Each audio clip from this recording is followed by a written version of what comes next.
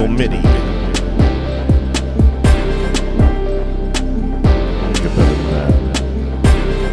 Let me get better than that. Let me get better than that. I said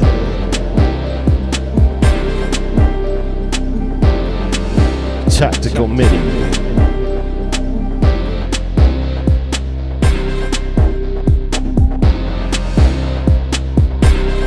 Okay.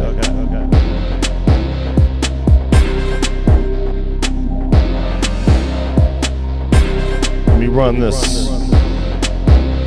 Make sure we're good with the time.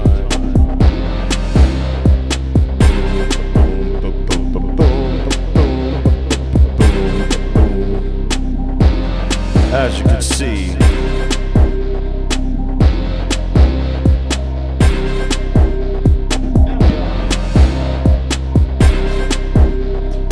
okay.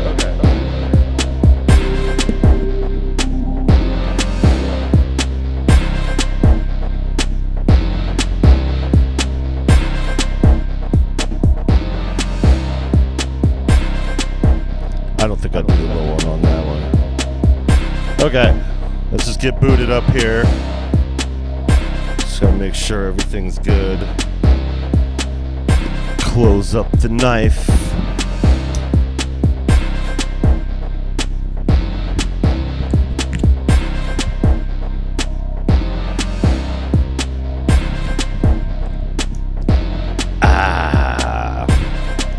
There we are. Let's get this thing out of the way over here. It's weird because I don't usually sit. And like, I'm usually like, so I'm looking at the camera, but I usually have the frame of reference behind me so I could at least monitor. I can't see nothing. How's everything sound? Sound okay? Okay. So we're gonna do a couple things here, but I wanted to make sure, try to maintain this regularly scheduled program and do a Sunday thing like we do Sunday things. Just trying to get on a routine over here. There's a lot of stuff to talk about. There's a lot of stuff going on. Let's see. I still got to turn in my jam for hardware jams. So there's something over here. I may have to mute the track for it to be what it is. This one's muted. Let's see. Plug in 2 on 8. That's this one.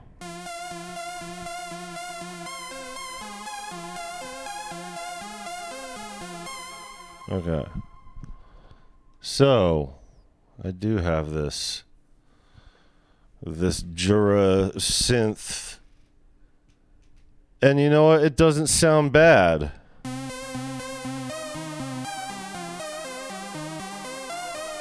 I know the volume's a bit low right now because I got it more of a background rather than a foreground. Plus, it's going with the beat that we were working on last time going through this. So how you doing? How y'all doing out there? Enough of this lollygag. I didn't want to do any intro music, you know. The algorithms, even though they favor the talking when it comes to us in this niche, nah. This is just for the homies checking in and kind of going through what's going on and talking about some of the stuff that has happened this week and some of the stuff that is going on within our niche. And Knobcon, because September's going to come around the corner quicker than you think. And even though it's close from where we're at, you know, we got to make sure that we got to plan appropriately. Little Tussin's going to be back in school. And I'm going to go through real quick and show you guys here. You guys don't need that. It's download screen. Download screen. You don't need no download screen. Let's see. First things first. Last things last. So I kind of mentioned this during the last live stream.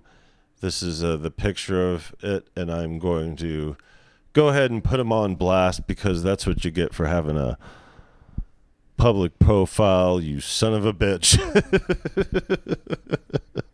This is how things work here. So I guess because I'm not signed in over on OBS, I got to do it over here the long way. Let me see if it'll pop up in my thing over here. Okay, there it goes. Let's see if I could do the share. Yep, share, copy link. So this is oh, here he goes. Elf shot. Okay, you hear that? It's coming. You hear that delay coming? This is bothering me for a while. I had it over here. And I was sitting here and the headphones were off over here on the table. Then all of a sudden I heard this ring out and I was like, what the hell is that? Like, yo, what is going on here? It's the feedback in this delay on, which one is it? Let's see. This one right here. Stop it.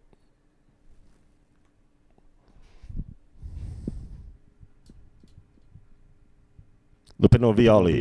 Welcome. Apollo Hamzo. Welcome.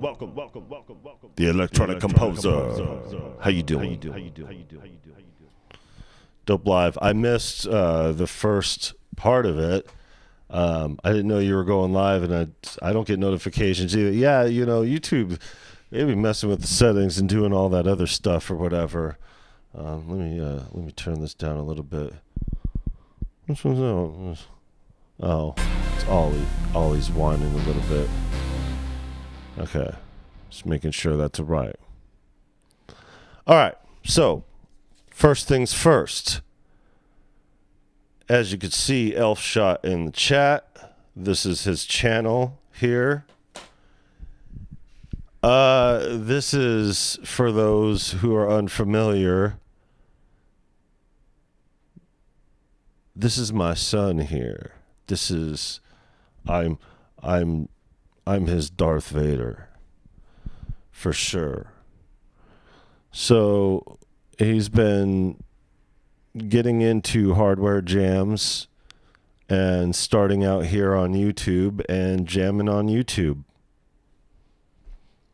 And getting in the chat, hanging out with our friends over here. So, yeah, right now he's at, 22 subscribers. So, everybody over here, go give Elf Shot, a.k.a. Big Brother Tussin, a welcome and a sub. He was really quick on the draw with this most recent challenge. Already to 92 views from a day ago on his most recent challenge. And I guess we could pull that up and spoil it for those who aren't going to watch it directly. But yeah, Lost in Translation decided to do some acid.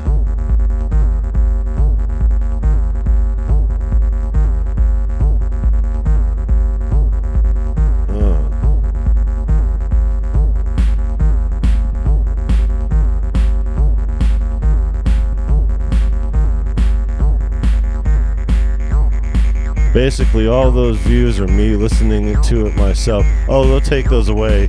YouTube will take those away if you're logged into your own account. The trick is to do that from your other account, and that way it'll count the views and they won't take them away. I think they may have stopped taking them away. They may have figured that it's insignificant, but it's all good.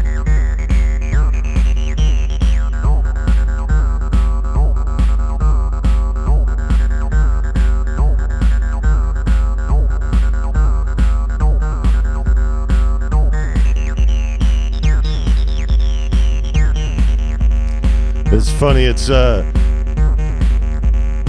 maybe not when I was his age or whatever, but when he was born, I didn't have he's got a better setup than I had when he was born.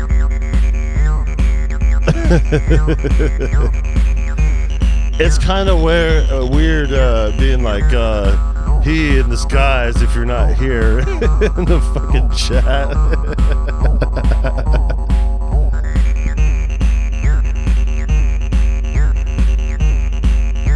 It's counted because it was on my phone.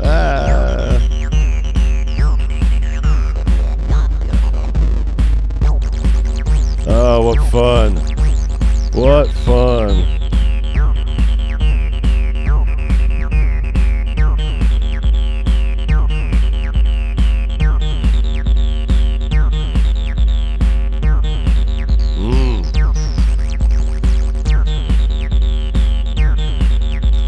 For those acid heads, you guys be loving this. It's dope.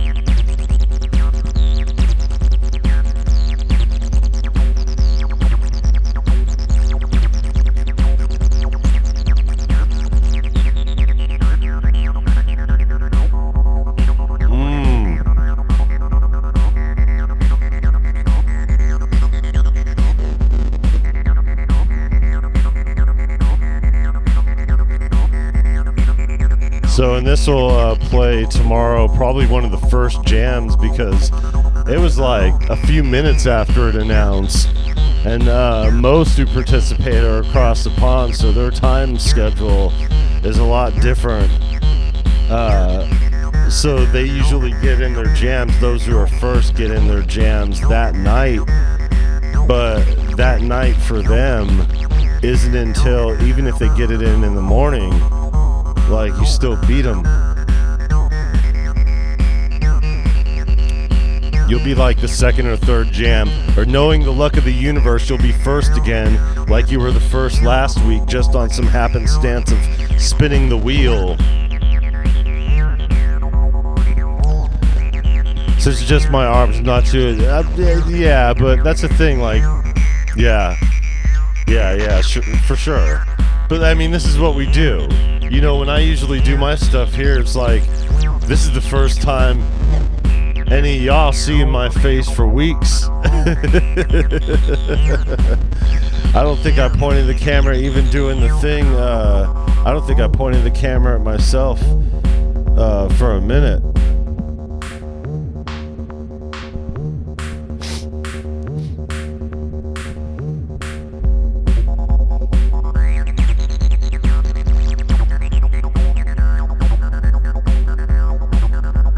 Yeah, that luck was crazy. Classic Hank, welcome. We are watching and listening to Elf Shot. I put the link here. Let me just pin it. Pin massage.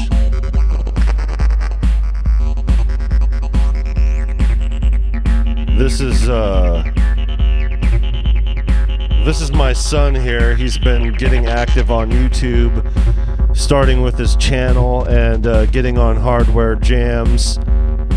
And his jam went first yesterday, or not yesterday, last week. He was the first jam because they did a spinning wheel of randomness, and he just happened to be the first one.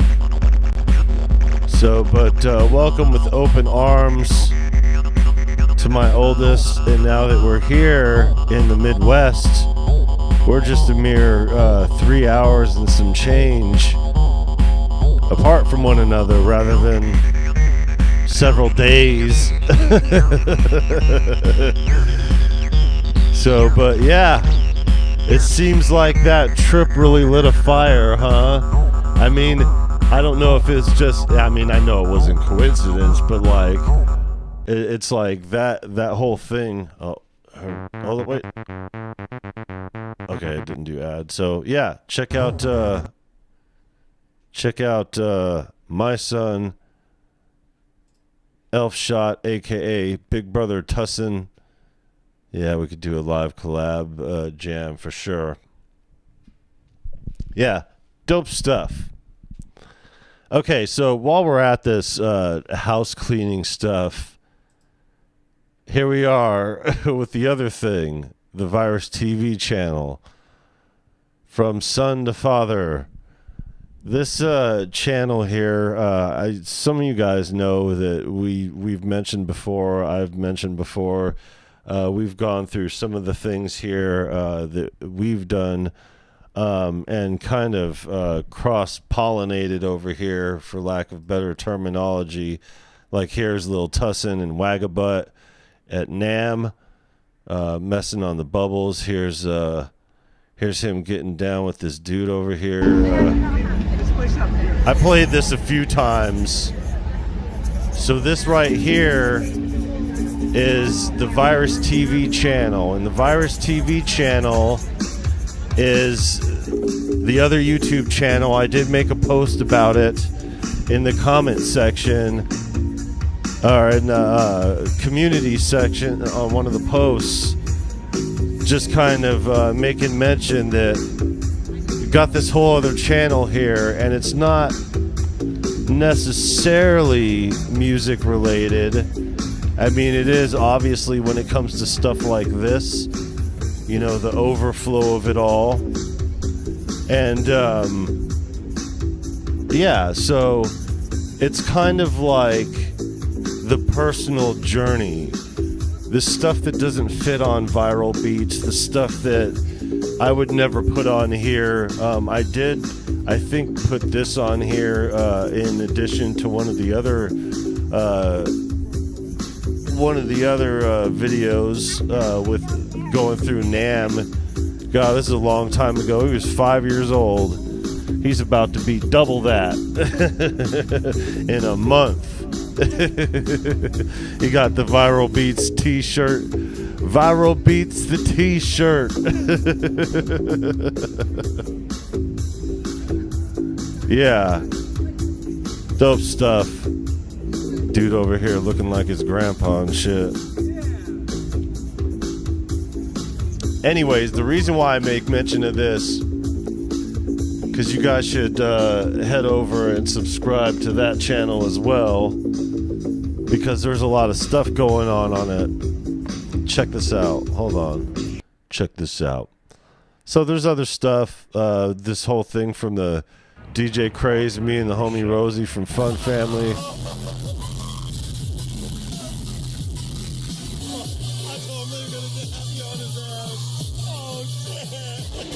Yeah, it's like the personal channel, you know?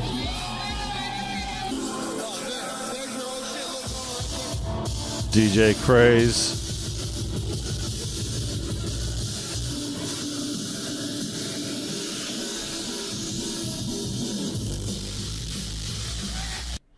Yeah, so stuff like that. But lately, what we've been doing here is Pokemon content. Ah, here's these dogs again. It's all right. We'll take care of that. So, if you look at some of these numbers over here, let me just, and cats. Yeah, we'll get to the cats part in a minute here. You look at some of these views over here. 12,000. What gives you 12,000? This gets you 12,000. Look at it. 12,000 views. Showing a Walmart restock of Pokemans. Okay, we got some Ascended Heroes tech stickers. We got some Prismatic tech stickers over here. Got some. I never get these numbers in music. Everybody kind of shits on other people for having other YouTube channels. It's like there's a reason for that. Because when it comes to content, this is it. Stickers. There we go. Bam. Look at it. Didn't even check out. Didn't even check out. 12,000 views. 12,000 views. So yeah, it's just crazy that you know, Pokemon content for sure, stuff that, like, you know, doesn't even mean nothing, gets a lot. But lately, let's go to the latest. Lately, been posting up some cat content. Look at 2,000 views for this.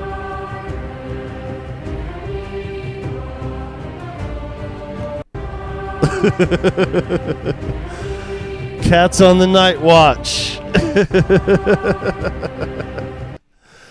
So this is the thing.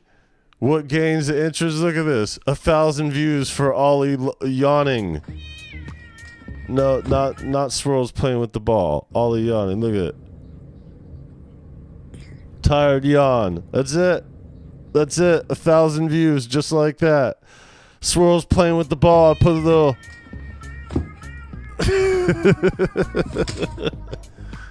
He's almost at 1,000 views right now. That's the thing. There's nothing more in this zeitgeist more popular than cat videos. There's still nothing more popular in this zeitgeist than cat videos. But I wouldn't say a close second, but there are others that do quite well as far as content goes. And one of those things just happens to be Pokemon, you know? And it's just one of the things additionally that we're doing here. So over here, if you check this out, this is the link to, I'll pin it up there. This is the link to the Virus TV channel. Here's another thing that I did.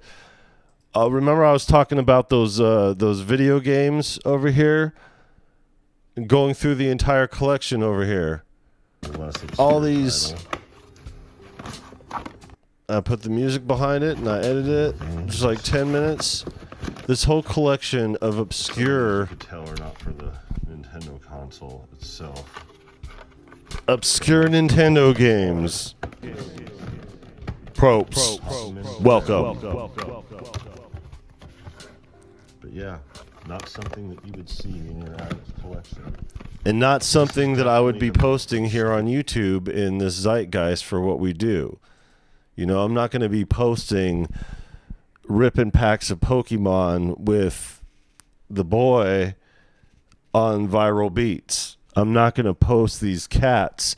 The cat thing I was just realizing because these cats do a lot of funny shit. I mean, they really do. You know, cats be tripping. You know, we have 4 of them here. And they have equal or greater. They all have their own personality disorder, you know. So you got the leader over here, which is Swirls. He's the oldest, you know. He's the only male that we have here. He's fixed. He's got one eye, and he's a sweet cat, you know. And he's had enough of Ollie's shit.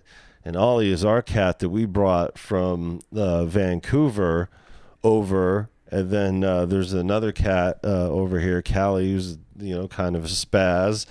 You know, and then the little baby Biddy who went out and she got pregnant. So all these personalities culminating. And I was like, you know what? Cat content still is king here. Why don't I just put it on YouTube? So that link that I have pinned to the chat now is the Virus TV channel. And it's, like I said, it's the personal channel. It's everything, not everything, but a lot of stuff that we're doing here. The Pokemon proclivities, because those always do well as far as the numbers go. We happen to run into like the restock that we ran in last week. We were going grocery shopping. We weren't even there for that. So, you know, when that kind of thing just kind of falls in your lap and you're already doing it, you know, with the family as far as the Pokemon stuff goes, it's like, why not, you know, share it. And then these cats and their funny shit, it's like, why not share that too? You know, this card right here, this thing right here, this card's worth $72. Oh, why is it not showing it? Here, let's do it again. This one right here. I wonder if I can mute it on the thing. Where's the thing at? Oh, here it is right here. So that way it doesn't give me the copyright claim.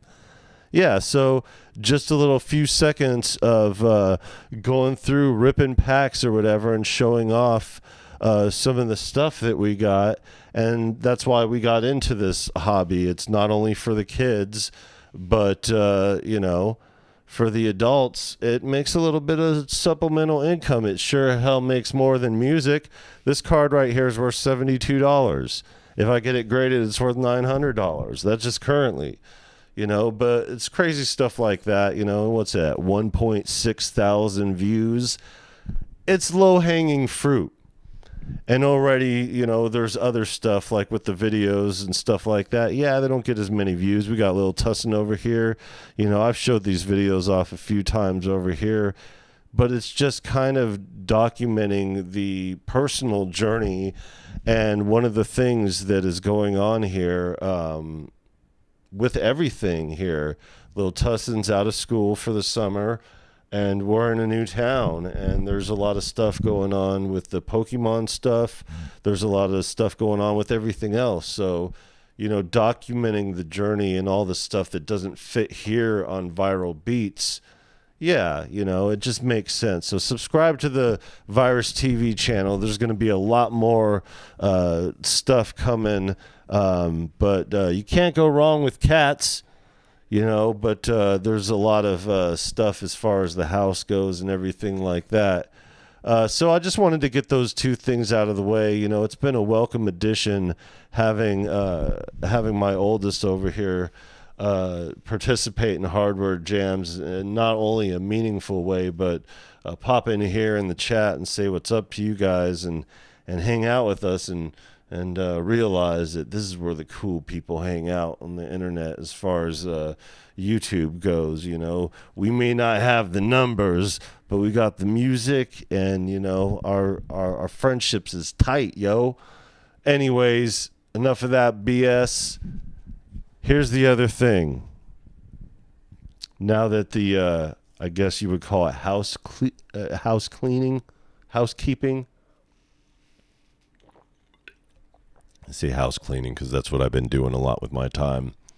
And boy, oh boy, this herniated disc, luckily it seems like it's not going to be a long one. It's better than it was yesterday. And for it being better than it was yesterday, it means a lot. I was able to tranquilize myself and pass out in a position that was very favorable to being on the mend. So we'll see. Cross my fingers, all that other stuff. But yeah, I'm really hopeful because last thing I need right now is a herniated disc and a C6 and C7, and it's like it's there, but it seems like it may be going back into a bulging position. So cross your fingers. But this is the thing that I wanted to discuss. We don't shill for Akai.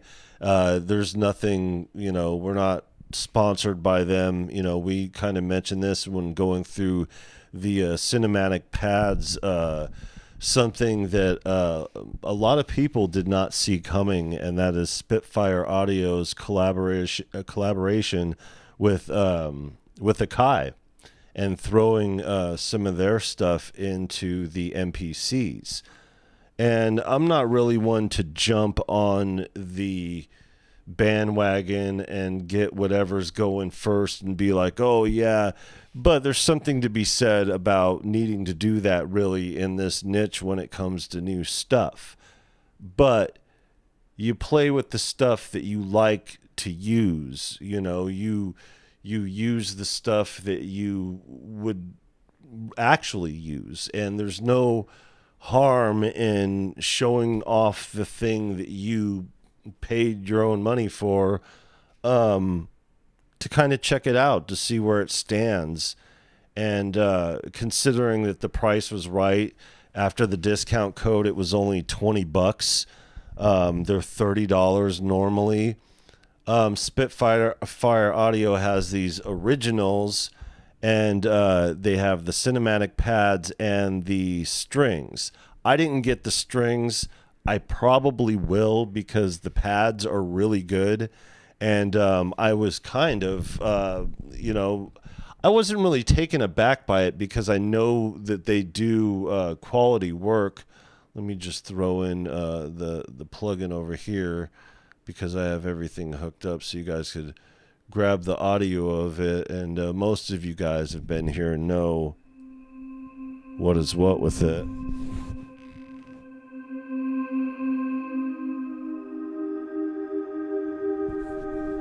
So it's like, it sounds like something very specific that you would get out of a Venus Theory instrument, you know, really dark, drony, cinematic pads.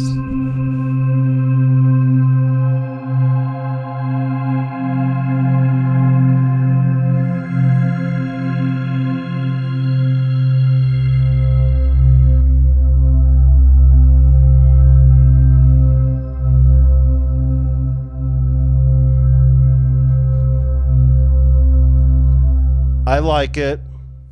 Like I said, I don't shill for them. You know, there's no cut or any kind of thing like that. There's no, you know, it's just, I was curious about this, and why wouldn't I be? You know, who would have thought just out of some randomness that, you know, one day it would just be like, oh, by the way, Spitfire Audio's collaborating to throw some of their stuff inside of the MPC.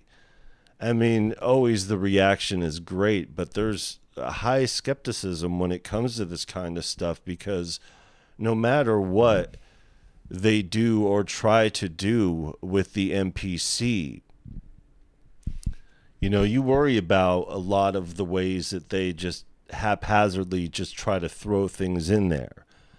I personally am not a fan of a lot of the Native Instruments stuff that is in there. Let's see if we can grab, yeah, because I don't want to go through. Let's go through a little bit of this real quick.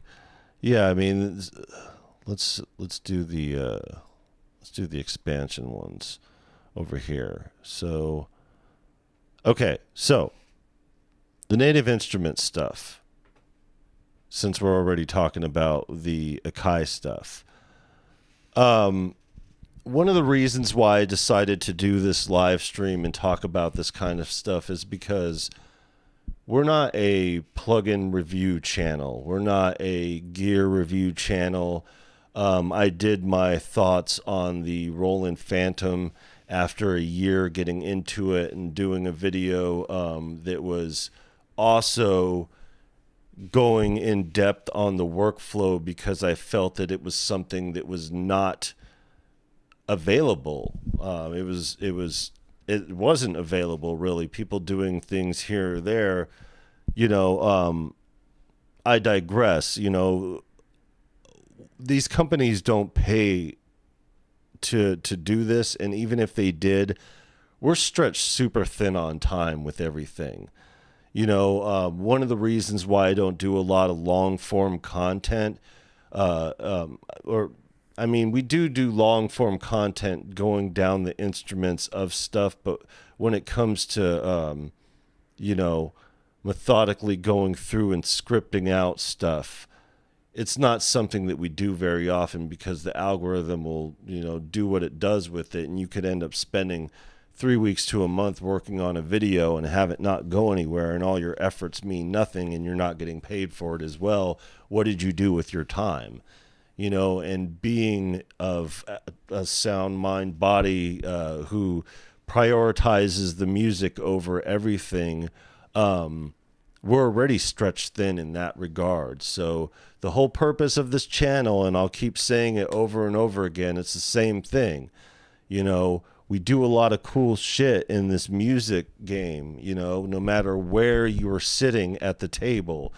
If you are doing music in a serious way at any capacity, you know, there's a lot of profound, cool stuff that happens on a regular basis. And the goal here is to just point the cameras at the cool stuff, at the journey. You know, we want to show you guys how this works in our area to kind of document the whole thing.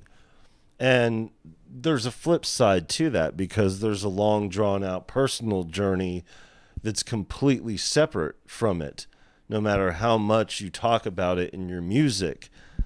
But that's what the Virus TV stuff is for. But as far as the stuff here goes, we don't shill for companies, but we do pay for what we get to some degree, because there is stuff that we get that is sent to us that we do use or have used. There's also big questions that we have as well as the community does. What's good? Are any of these good? You know, people want to know, are any of these good? You know, I have Drift Theory, I think. So these are the ones that I have here. I have Drift Theory, which just got recently. And it's okay so far from what I've used. We have Rhythm Source, which we got right away because it was jungle, drum and bass. And all this stuff is on sale. Like I said, we don't shill for them, but the summer sales are coming through. And because we don't use our platform over here to shill for other companies and plugins and so on and so forth, there's a lot of content that I would want to do that just doesn't come because we're too busy doing other things. We have to get going with the live performance. We got to get going with setting certain things up at the studio. We got to get going on these albums. We don't have time to spend all these hours going through all these plugins to tell you guys whether or not they're good. The best we could do is make a beat outside or in here, or do something over that and be like, hey, we use this and check this out over here, or do a live stream where we're like, hey, check out the new cinematic pads from the Spitfire Audio. What I can say in my experience, now there's two types of Native Instruments kits that are a part of the MPC series. There are the kits like the Rhythm Source, Faded Reels. Faded Reels is really good. I like it for lo-fi. See, 43 kits, 37 instrument presets, 478 samples, 64 loops, 177 one-shots, about a gig. Not bad, you know, not bad for what it is. But one of the things that also exists, and I don't think they're in this section, so it's in the instruments section of it. These. So not only do they have the new ones here, the Spitfire Audio, but the other Native Instruments. Now, if you look around here, you could see, like with the duets right here, these are contact instruments. These are contact instruments that have been ported over to the MPC workflow. So if you didn't like duets for Native Instruments digitally, you're not going to like it as an instrument in the MPC. Now, the thing about it here, and here, let me just close it out from here. Some of them work out and some of them don't. One of their first ones, because they just, if you guys remember, these Native Instruments expansions for the MPC are not that old. The way when they started rolling these out, it was about a year to 2 years ago. So all the Analog Dreams and most of the stuff has been out for a little bit. So here's Analog Dreams, and it does stuff like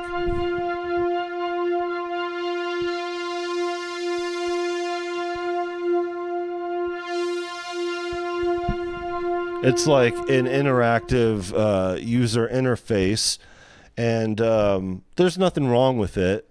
You know, I haven't really gotten to the weeds of using these very much, And I did try because we do have the Luxa here, and I think the Cloud Supply. We have this one right here, Homage. So, and they're not kits like the other ones. They're more like instruments. So this is what I'm talking about with just throwing stuff here. You guys could tell Soul Sessions, Ignition Keys, Utopia, very on brand for Native Instruments. They've had these out for a while now. And having these out for a while, just recently porting them into the MPC workflow. Now, when I say this, it's a bit controversial. I do not like the Native Instruments sound in particular. There's a lot of stuff that they have sonically that works out, but most of the stuff I'm not a fan of. But the stuff that I do like, I love. They're just not what they used to be as far as sound quality brand up there, in my personal and professional opinion. And, you know, you could tell, I think Raul went live with Soul Sessions, and I was going to get it when it came out. And then it was just, there was no change. This one was fairly new. But again, I don't want to get stuff that I'm not going to favor. And while the Spitfire audio stuff sounds really good, the cinematic pads sound really good, it's hit and miss with these. If you didn't like Melted Vibes in Native Instruments Contact library, you're not going to like it for the MPC, I wouldn't think, because sound quality wise, sonically speaking, it's the exact same thing. The user interface may be something that you would favor more or something like that, but for the most part, you know, and this is another thing, the vintage synths here, and I thought this was on sale for $100 for all three, maybe not anymore. So they just came out with these recently. And it's just kind of like what I was saying about them trying to make the MPC more of an instrument in and of itself. It has gravitated from being a sampler and being more of a DAW in the box, because that's what people consider it. They consider it in a whole DAW with an ecosystem. And yeah, that's what it is. But to be considered an actual instrument, you actually have to have instruments. It has to be playable. You know, this stuff over here, when you're...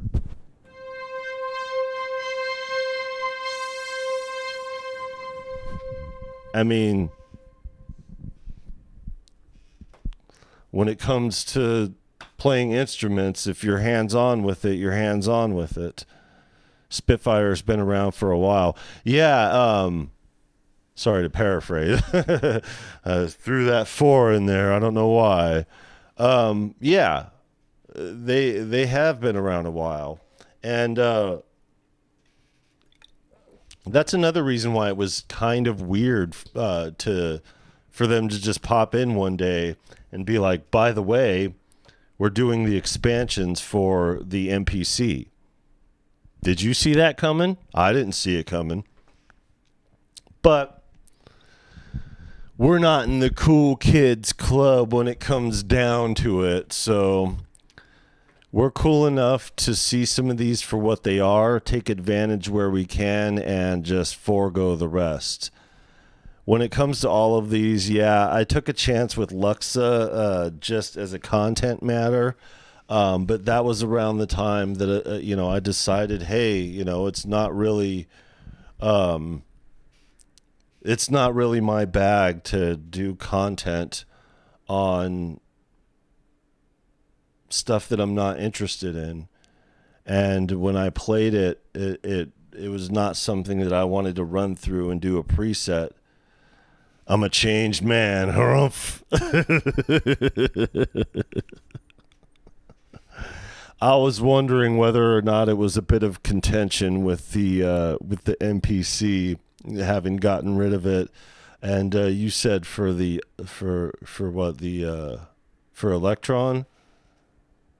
for the Octatrack or whatever you're messing with.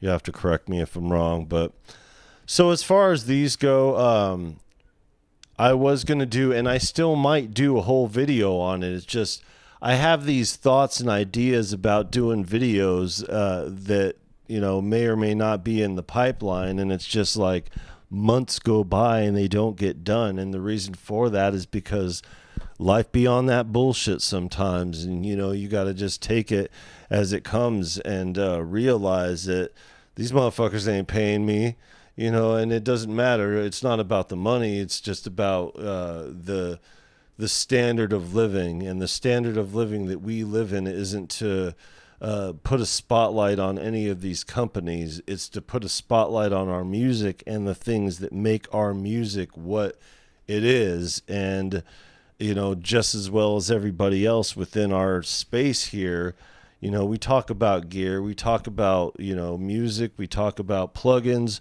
all that stuff, because we use it on a regular basis, not because we shill or want to shill or want a free NPC or whatever, you know, like it's not the thing here. But what we are doing here is just telling you guys what we think about, you know, some of these things. And I have Sway too. I got these more on the hip hop side of things just to kind of go through it. And, yeah, for the most part, I'm happy with the decisions that I've made here. It's hit and miss when it comes to the native instrument stuff. I really, really want to see Playbox in the MPC, so we'll see if that ever materializes. As far as the other synths go, I was kind of surprised. I used the Jura yesterday, and I was kind of surprised at it, sound quality-wise. I know that I'm kind of like cheating over here with having the analog mixer and, you know, the audio production degree in the background, and like all this stuff that like beefs up the sound quality of the MPC, that makes it sound different from what it is. It's still, you know, there's a real big difference between just cheaply throwing a digital VST down and actually taking their time and doing right by it. And it seems to me like they have really done okay with it. But it's one of those things, you know, it's I've said it before, you know, having these old instruments and not really anything new. Quiet. I tell the dogs to shut the fuck up. I'll show you guys here the situation we're dealing with over here. Air Ionis sounds really good. Yeah, so I played with that a little bit. The SH clone. Where is that damn thing? And it's on sale right now too. Yeah, some stuff that they get right. And it's like, regardless on what people feel about Air in particular, I did a trial of this, I think it was, just to see what it sounded like. And to me, it represented a new era in these VSTs for the MPC. And that era is of a higher price point. But one thing that I was concerning myself with that higher price point was the sound quality of it. And it seems like they have somewhat justified essentially that price. Now, you know, the jury's out on whether or not, you know, doing something digitally that just floats up there in the thin air, you know, it's a lot different from hardware, but it does sound SHE. I said that in the live stream when I was going over it. And yeah, so I was going to do a whole video on whether or not it can the MPC synth, can it sound like a synth?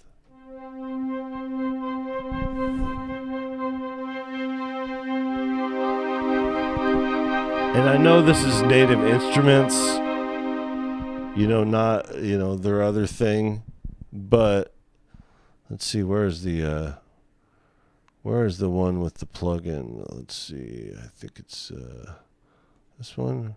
No, that's Analog Dreams too. What do I have on here? Yeah, that's Analog Dreams. Where is the other one? This one? Yeah. This right here. This is the Jura.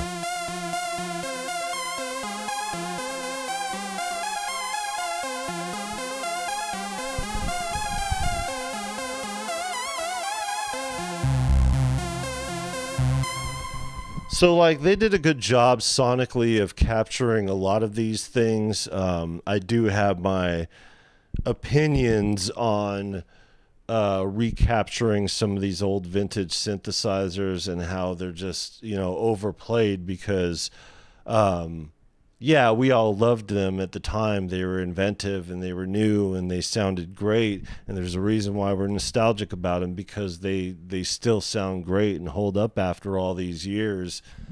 But instead of inventing something new, a lot of these companies are just digging into more and more vintage synthesizers, and we just want some new stuff and some new sounds because, God damn it. So as far as the OPX4 sounds great. The Fabric instruments sound great. Ash. Welcome. How many EQ plugins do you have? Are you talking about for the MPC or in general? Because in general, I have quite a bit, but as far as ones that I use, I really I stick to the basics now. I've been finding lately that I've been just using a general, like a graphic EQ. I've been using Logic I've been using theirs, and yeah. And for mastering and stuff like that, and for mixing, I use SSL. I like the parametric, but yeah. And for mastering for the overall, I like the Manly Massive Passive is really good. What other EQ do I use for master? There's another EQ that I use for mastering that's really good. I don't know, slipped my mind right now, but if you're talking all in general, there's quite a bit. There's quite a bit EQs that I don't use as well. And as far as the MPC goes, there's a few of them. There's the Air Kill EQ, and then there is the other one, the bigger one, the Channel Strip, that has all the other stuff in it. Okay. So as far as my opinion goes, both professionally here and personally speaking, musically, as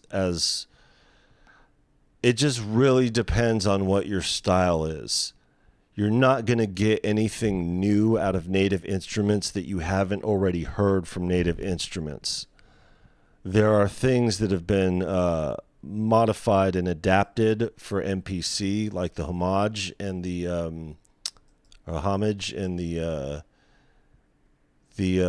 sway, and while these other ones sound, put it this way, anything that you grab out of here from MPC or whatever, from the instruments, you could make sound good. They're not shit. They're not bad, is what I'm saying. There's something that people worry about for the most part. These Spitfire audios, I really hope to see more for them. I think we will. Having these two come out of nowhere this week, pretty surprising, but the cinematic pads is great, and I'm sure the strings are good too. They're not that much, so I'll probably get them. I really think audio engineering is more important than the beat these days. Yeah, there's something to be said about that, because even if you have a shit beat, if you have it mixed right and you have it sound sonically, you're like, it's a shit beat, but sonically, yeah, there's something to be said about that. So, speaking of Cool Kids Club over here, this is the talk, and this is one of the main things that I wanted to discuss here with you fine folk tonight. We've already been an hour in, just blah-bitty blah blah blah, but here we go. Knobcon. For those who don't know what Knobcon is pretty much, I don't want to say it's a bad comparison, but it's kind of like NAMM for Eurorack and modulation. You know what I mean? For modular. So it's a place where everybody goes and messes with the old knobby twisty and spaghetti noodles over here, interact with companies and people. And convention tickets now are $60. I thought they were 50 bones before. Chicagoland, USA. So it's at this place. It's a suburb of Chicago. And yeah, September 11th through 13th. So if anybody is participating in Knobcon this year, we are going to be there. And I say that loosely because the universe don't give a fuck about your plans. But at the same time, knowing how things are meant to be, when it comes to this music thing, we're making plans to go, and we're going to go.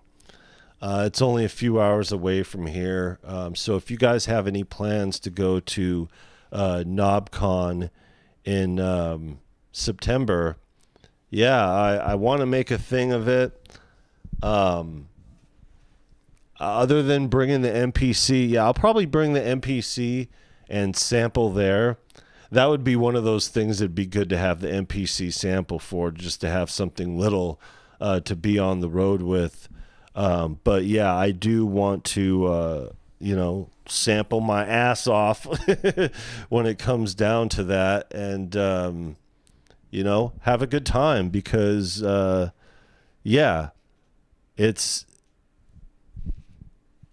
I've never been to Knobcon before. Number 14. So yeah, just haven't been in a position to ever attend, and being on the West Coast, it's far. It's not all the way on the east. So here are the vendors. 1010 Music, 20cc. I mean, these are mostly. Let me just name the companies that people would be more familiar who are not into modular. ASM, so the people who make Hydrosynth. Buchla is going to be there, so that's going to be awesome as well. Erica Synth is going to be there. Let's see. I mean, most of these are companies that deal with modular synthesis. So I think also it'll be a good opportunity to dip our toe in this larger sea that we plan on getting into in our later years, few years down the road. Yeah. This is noise. There's not really much as far as big companies. What is it? Pittsburgh going to be there? No, they're not going to be there either. Yeah, so there's a lot of interest in this. Let's see. It's just the pictures. I don't know if there's an advert out for here. But yeah, it'll be great for content for sure. It'll be fun to hang out with some of our friends, and it'll be interesting to kind of plan our attack here. with the old knobby twisty and see where we are going to fit in to the modular synthesis. So this is the thing about it. Before getting on YouTube, we had a base general interest in synthesis. It was the stuff that we did regularly, that we used in our production for everything. And while I favored it personally and musically, I really love the synthesis of it all. I wasn't into it until getting the Roland Phantom. You know, the Phantom, even though I got it more for the workstation of it, and even Roland, you know, put it out for more of a synthesizer. As more of a synthesizer, it just works as a synthesizer. But getting into it the way that I ended up getting into it just kind of got me into these other elements of synthesis. I started doing deeper dives into synthesis. And some of our friends, Destructo, just kind of talking to them from time to time. And yeah, I was already kind of there with it and taking it a step further. You know, I think one of these days we will really get into it. It's a huge rabbit hole. Modular synthesis. I mean, we've been doing the little Moog boxes, you know, my mom's stuff that she got, you know, we had our hand in for a while before sending those off to her. The semi-modular stuff, it's cool. I like it. Like I said, I want that Taiga, or however you want to say it. I forgot how it's pronounced. By Pittsburgh. And other than that, it's just the one of these days. But got to know what I'm doing. Going to get into it. Let's see, my brother's birthday is the weekend of Knobcon. Not sure if I could swing it. I'm not that far from it. Yeah, you're pretty close too. You're closer than we are, I think. I have some semi-modular stuff, and I'm going to get a Vocala modular, but I don't think I'd get into Eurorack modular. Yeah, I mean, I feel the same way. I feel like, for the most part, I'll probably stay in a semi-modular region. That's why I want to get that Taiga to scratch that itch. And, you know, playing it for the whole 2 seconds that I got to mess with it over at Sweetwater wasn't enough time. I need to drive there just to play with that for a day. Or just get the damn thing. You know, it's not very much, but stretch thin around here, you know? And that's another thing. The price is right. 3 days.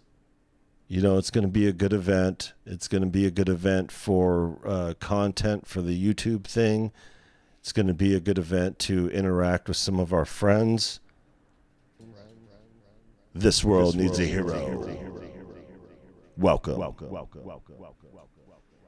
Even Harry Styles has a nice modular rig. He gets down live. Yeah, see, and that's the thing. Like, I want to do something or have something that I could just connect to the MPC as the mother brain for the drum sequencing and all that other stuff and the sampling, and then really just use, rather than use the modular and sample it into the MPC, I would rather play it alongside each other. And yeah, I want to. When I discovered about Mod Bap, I sold. Sold. I was interested right away. I was once romanticized by the Tega.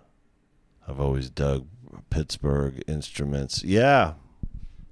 Yeah. Yeah, I'm really interested in that one. But I also want to try the new black box too. You know, there's companies here like Erica Synths. I love their stuff. Here's one of the ultimate portable rigs plus the SP404. What's up, bud? Of course, money talks with modular. Yeah. Mm-hmm. Yeah. That's the thing about it. We are not going to be in the place anytime soon for digging into this rabbit hole. This. Can I pop it up? No, it won't do it. Erica Synth is another nasty beast. Yeah. At the very least. Okay, so here's the thing. At the very least,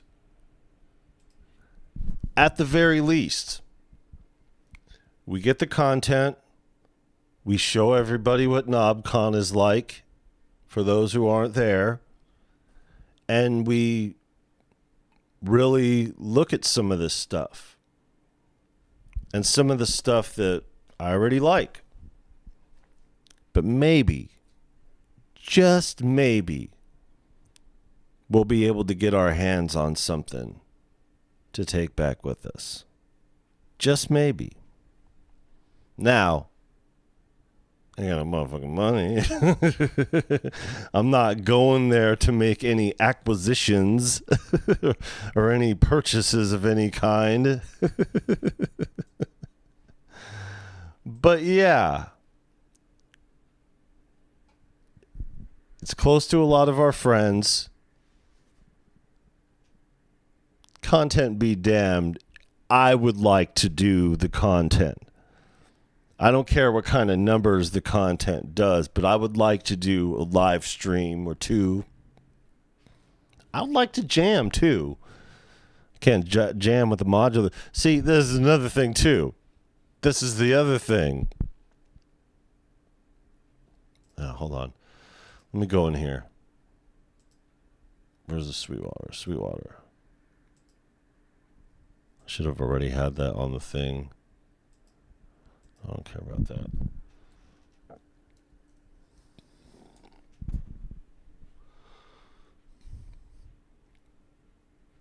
Oh, I forgot they got one with a keyboard. Damn, that's a huge difference. Yeah, I'm definitely desktoping this. That's how I want it.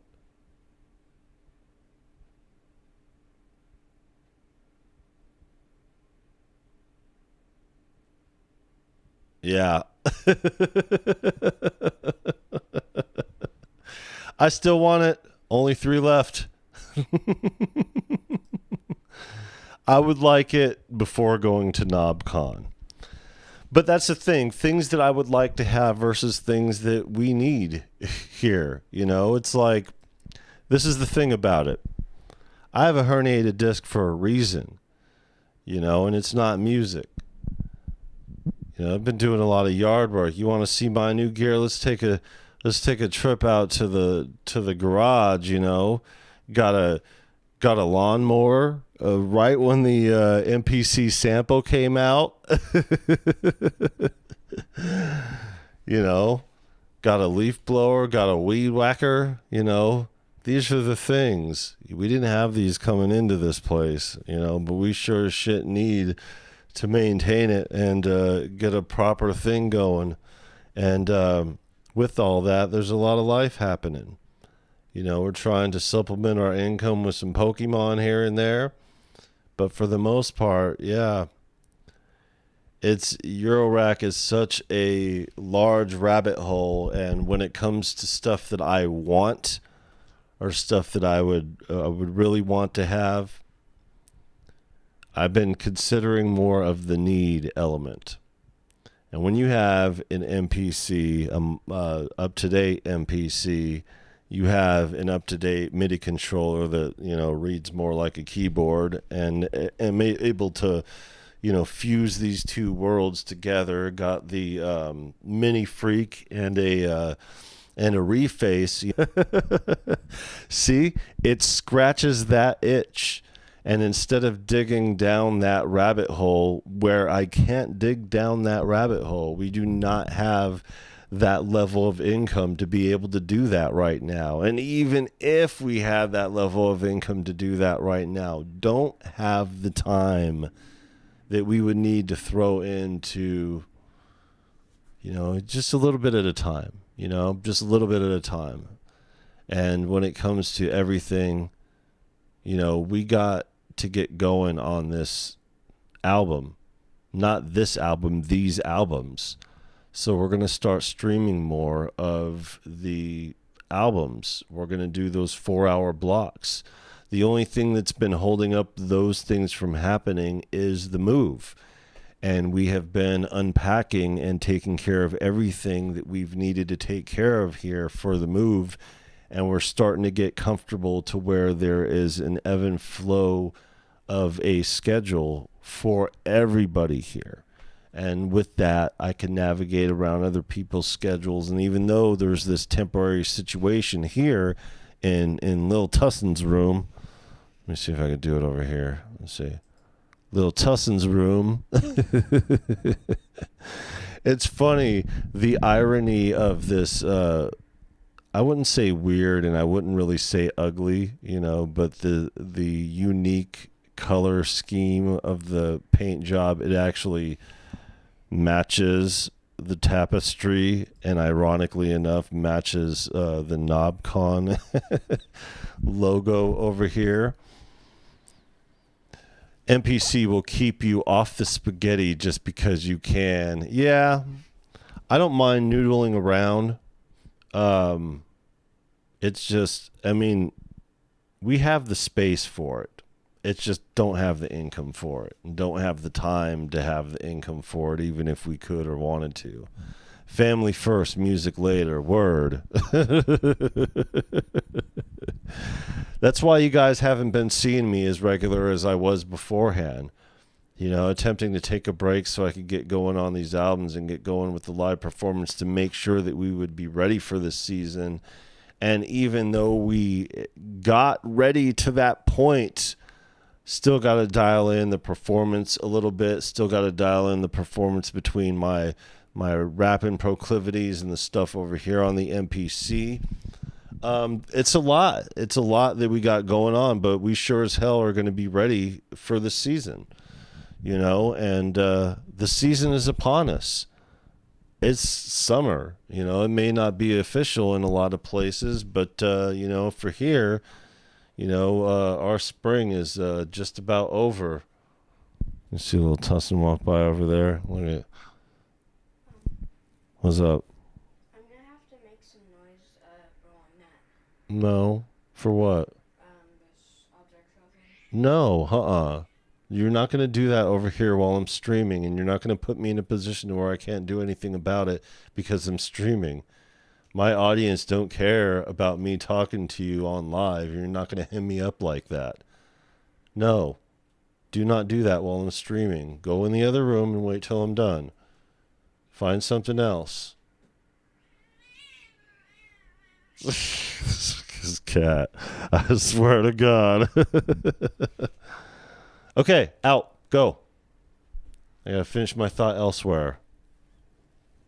He almost assaulted me on live. You guys saw that. He beats me.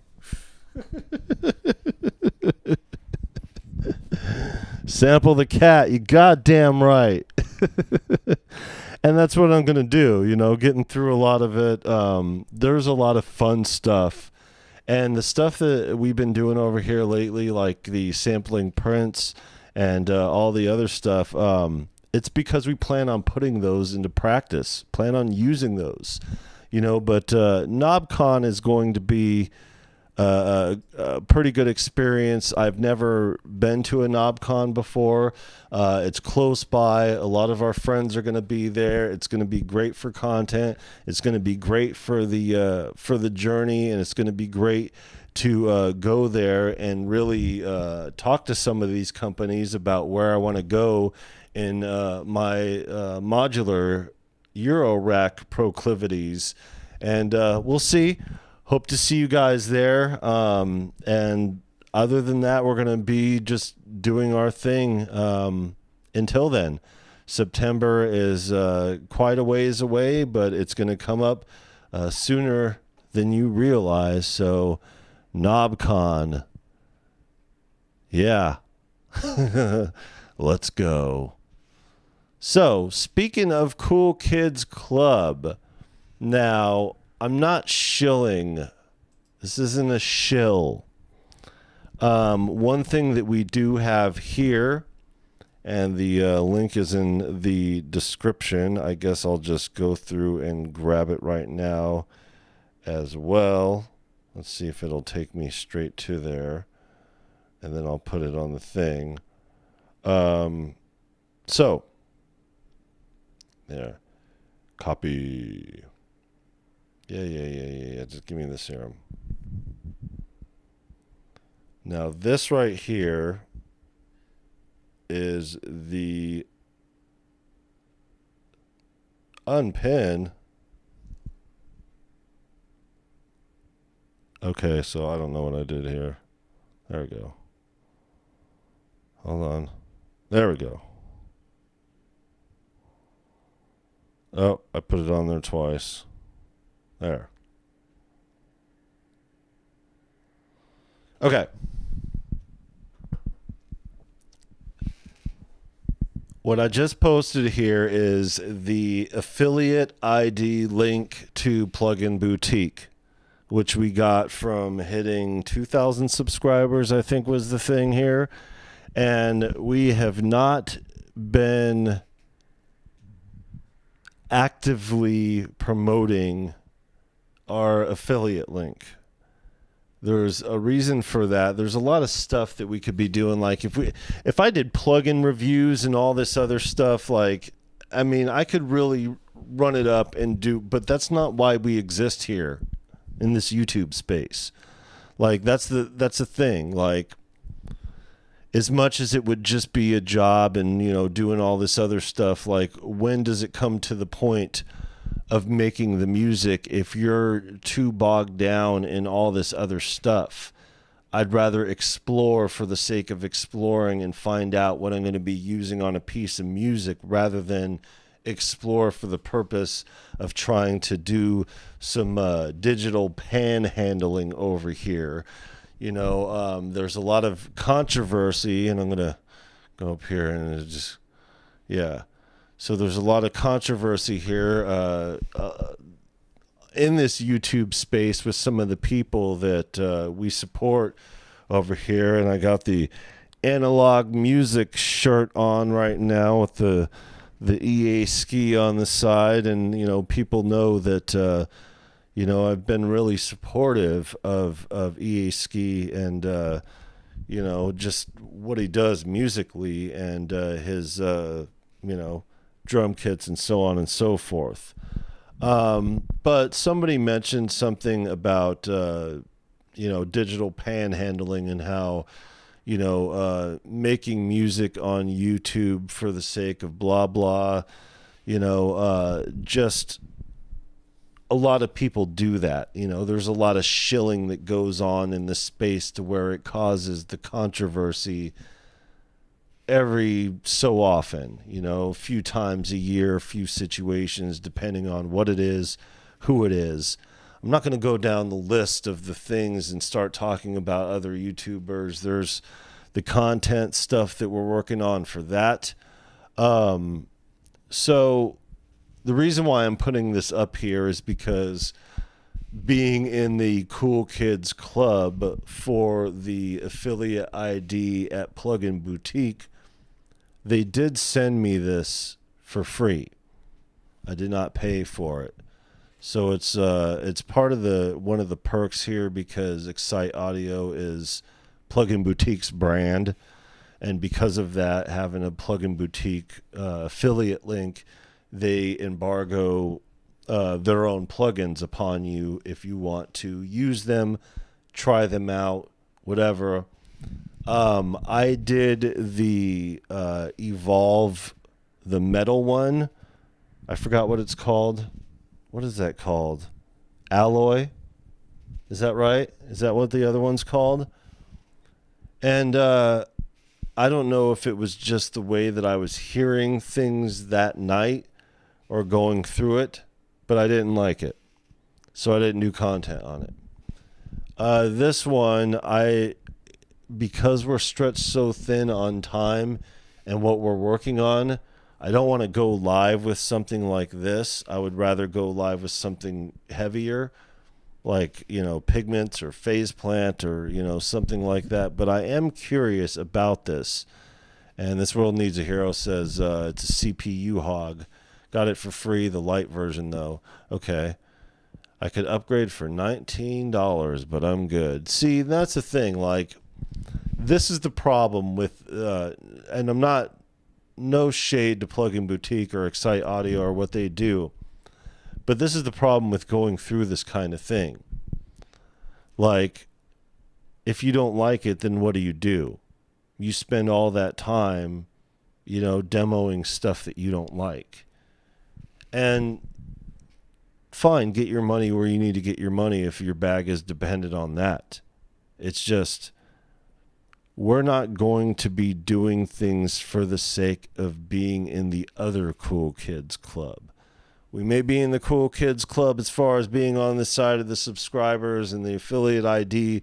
So if you want any plugins or need any plugins, hit that affiliate ID and I'll get a cut of the money. So what? So what? It was, I thought, a bigger deal than what it was. And it's nice to be on the inside of this kind of thing when it comes to certain things going on, but it doesn't really make or break anything going on with this channel. It doesn't make a difference to what we're doing musically. So it's not something that I go around promoting on a regular basis. I don't go here and it's not a plug-in channel, And as much as, I love plugins, as much as, this is the thing. And I've talked about this before. We've had discussions about it on the channel. The discussion between digital versus analog, plugins, software versus hardware. And it's not that it's a stupid discussion, but trying to place one as better over the other. One, it's opinionated and subjective to people's opinions and what they need or feel they need musically, and some people think one way or another about it, but yeah. So, I don't know. Math and computing, calculations, computers are the brain power behind the way that hardware sounds to begin with. So, can you realistically say that a computer can't make the sound that a piece of the computer can make for a piece of hardware? A lot of people's affinity with hardware has to do with the personal connection, the tactile feel, the heart that they feel for the music that they made in the moment that they made it on that piece of gear. But a lot of people get defensive about the hardware versus software, and this software will never sound like the hardware. No, it won't. It'll sound better, but it won't make you feel better. You can make the hardware sound really, really good, especially if you have outboard gear to throw it into. But if you're throwing it into all that outboard gear, do you really have that consideration for the piece of gear itself or what you can do with the piece of gear? It's all subjugated to people's opinions on what they feel they need. And it's fine. There's nothing wrong with it. But people get really defensive and really contentious when it comes to the hardware versus software conversation. That's a mad wall. Put you down. Welcome. Yes, a tapestry. Yeah, so in the end, you guys have seen us on this channel with a lot of hardware. We started out with the Roland Phantom, and just one thing after another. You know, taking advantage of my mom's gas and having some of her equipment to hold on to throughout this journey, and cycling through until we found the right thing or things. You know, the Key Lab had an upgrade, so we got the upgrade. You know, we got all the digital stuff that we were lacking. You know, and not all of it, because there's still a lot of Cherry Audio stuff that I want. I don't even have Phase Plant. You know, we were doing the subscription when we had it, and I never did the rent to own thing. Analog saturation, yeah, for me, saturation sounds better than digital saturation. Yes, I agree with you there. I feel the exact same way about it, and yeah, that's the thing about it, though. The saturation usually has to be from an external device. You know, you a lot of times don't get that saturation from an actual piece of hardware. The MPC has their things that they put in their plugins and their vintage and stuff like that to make it sound, but that's a digital saturation, you know, versus something like the SSL pushing in that magic, you know, on the analog. You know, it's really, I agree with you. And that's the point of having outboard gear too, you know, so you could throw in all that analog saturation for sure.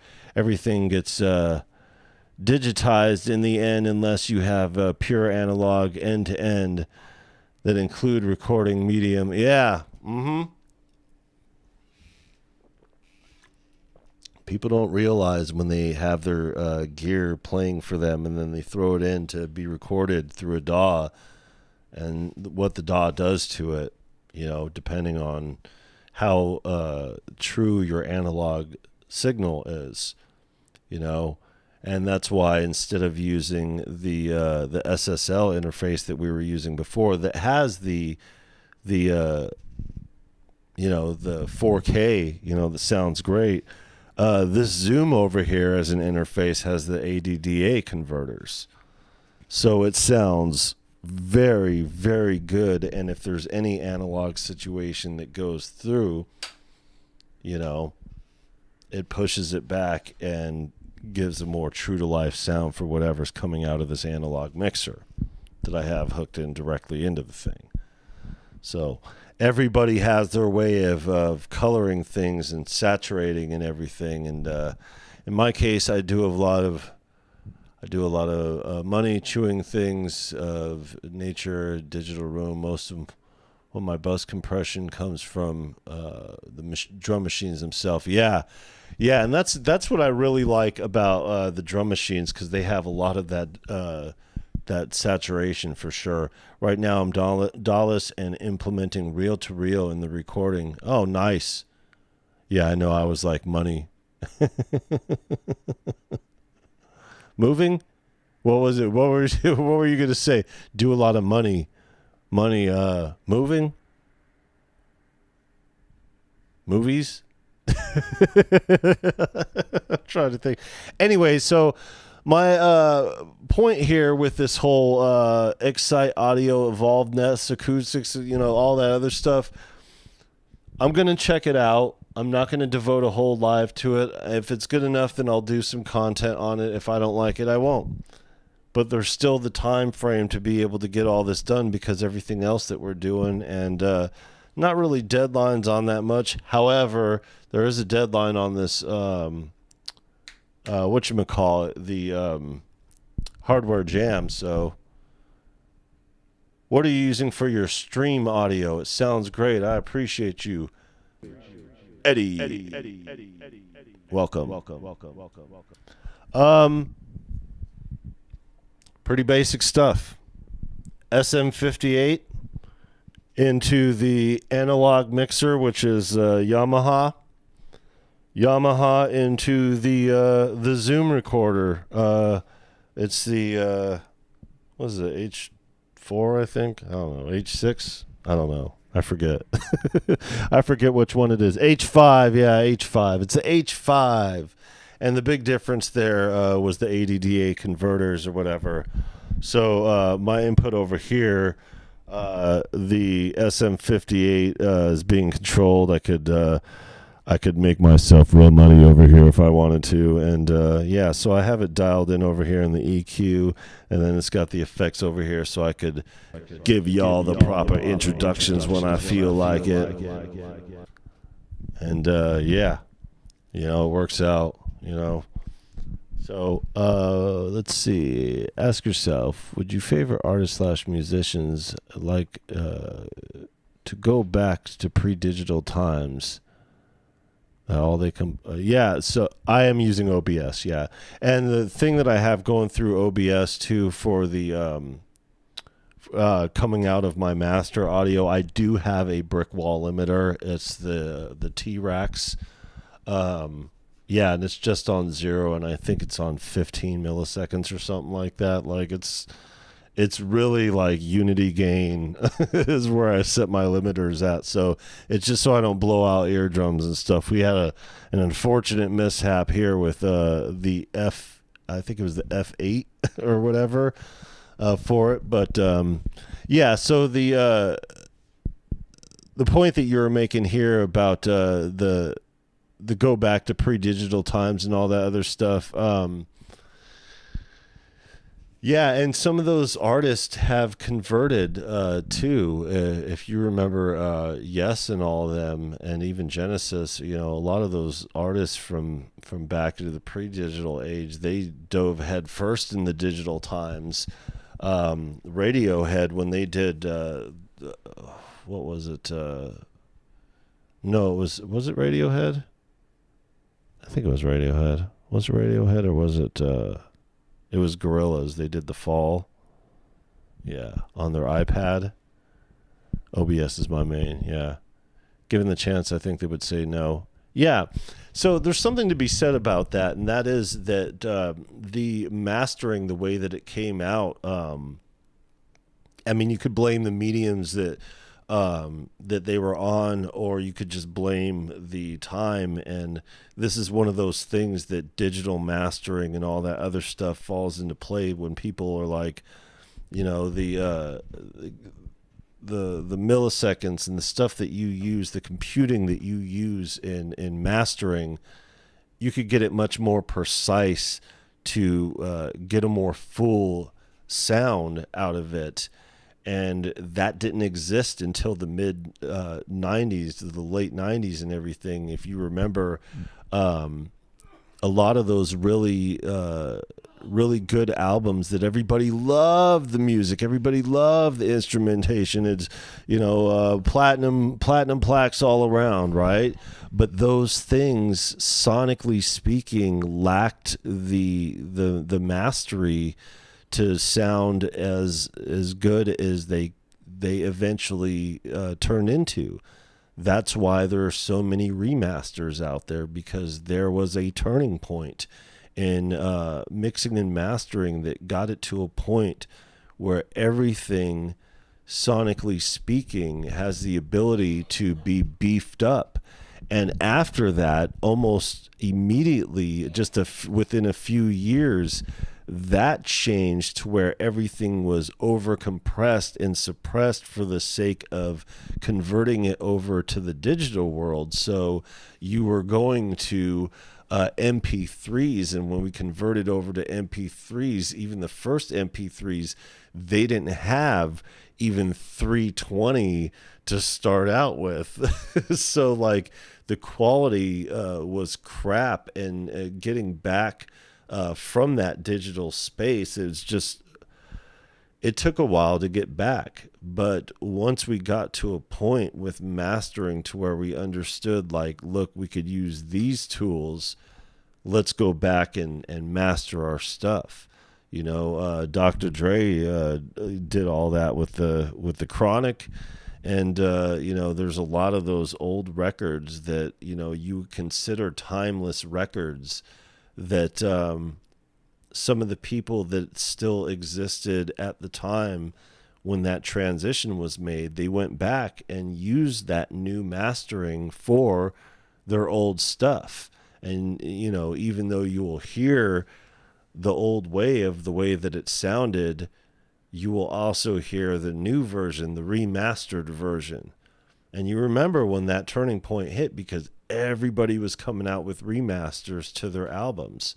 There was a new remaster of this, there's a new, because technology had changed to a point to where it was so good and better than it ever was. So all those discrepancies from those early days did not exist anymore, but it was also flooded with these people that only existed within that space of that new mastery that really, kind of deviated from that time of analog recording. So, it just converted to way too much digital, and like so many people had lost their way sonically of how it got to that point of sounding good. And people were just trying to do what people were trying to do in the 80s, which was just, hey, to make a digital thing sound like whatever, that even with that Prince song, when I was sampling Prince the other day, sonically speaking, it doesn't sound all that. But sonically speaking, through the digital and everything like that, when I throw it through the analog and then beef it up through parametric EQ and stuff like that, it actually sounds really, really good. It just all depends on what you do with it. Kraftwerk spent 10 years or so converting, Kling Klang to digital. Kling Klang, yes. If you don't know how analog sound, how could you make digital sound? Exactly. And that was the big problem, is that there are so many, and that's the problem today too with a lot of artists, producers and stuff like that. They never existed in an analog space to understand the relationship between analog digital. And it's always like that saying, good digital will always sound better than bad analog. But if you haven't been around analog to even know the difference between the two, how are you going to get back to a sound that you've never achieved on your own, or you don't understand the difference of it because you've only existed within a digital realm? It's a completely logical question to ask a new school or a new generation of producers. And it's interesting to watch people try to go from, but the good thing is that a lot of people understand, especially within the space, because you got to remember it's a niche of a niche of a niche. When I was showing you guys earlier with that YouTube stuff and the cat stuff and the Pokemon stuff, surpassing my biggest video on here, just showing off a restock without even buying anything, did better than my top video here on this channel. It's such a niche of people who even know enough to take the music serious. Most of us go through it to understand it the correct way. It's just there's a lot of people that are coming into it not understanding the difference, trying to say, hey, it's not the way it's done anymore with this, that, and the other. It's just, there's a learning curve to all of this. And, if your heart is into it and you really understand that you want to achieve the best sound and the best characteristics of your music and representation, you're going to go about it the right way eventually. even if you fuck up a whole bunch of times. George G. Welcome. I challenge anyone to go to a Kraftwerk concert and find an audio quality any better. I've never seen them or heard them live. If Kraftwerk after a performance here in '97, dope. Friends of mine and I walked downtown for a while. Yeah, that's dope.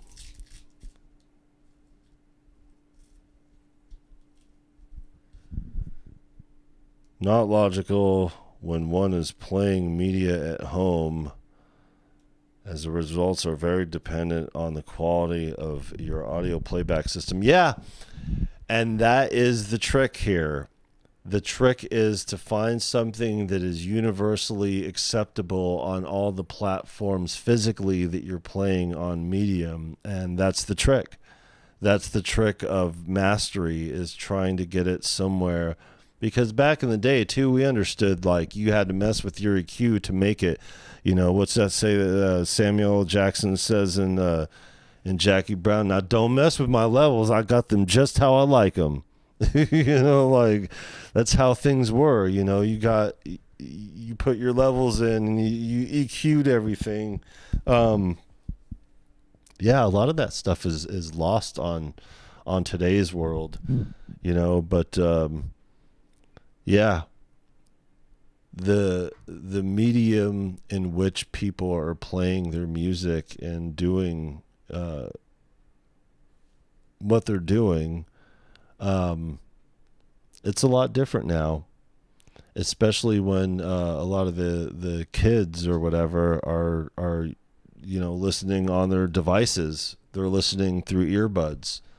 You know, that's why it's always a good idea to do mastering with a set of earbuds, you know, just to listen to what it sounds like, to what has become the way that the majority of the populace has ingested music. You know, I would say long gone are the big stereos and all that other stuff, but the technology itself, especially in consumer electronics, it's better than ever. You know, it's just, there is still a group of audiophiles that do what they can to get the best sound out of what they're listening to. But the majority of people just don't consider music like that.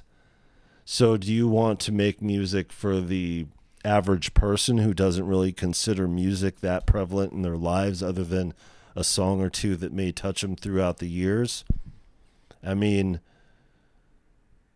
I surmise that, you know, music is more important, that no matter how much importance people place on music, it's more prevalent in their lives that they would like to admit or think, you know. And if they really took the time to consider it, they consider, oh shit, you know, my whole life was shaped by music, you know, or something like that, you know. And I don't know. It's rough when you get into mixing and mastering and trying to do it to satisfy all types of ears. The best you could do is just find the tools that can get you the best quality that you could come out with, and try to do something that will be accepted, to where you're not blowing out people's stereos, or it sounds tinny in one medium but sounds great in another, you know. And that's the challenge for mastering for vinyl. If you know that you're going to put something on vinyl, you have to master it completely different for vinyl. Otherwise, it's not going to get some of the nuances that you know, that you want to pick up in vinyl and listening to vinyl. I love 12-inch singles from the 1980s, but they are engineered and made for a format that, yeah, artificial bass enhancement due to the groove depth. And yeah, and that's the thing about it. Like, a lot of those, like, even when I did the turntable and stuff like that, like, it's, I mean, people got to admit, a lot of that stuff sounds like shit, and people's nostalgia over vinyl isn't the same, you know, as, you know, putting it together the way that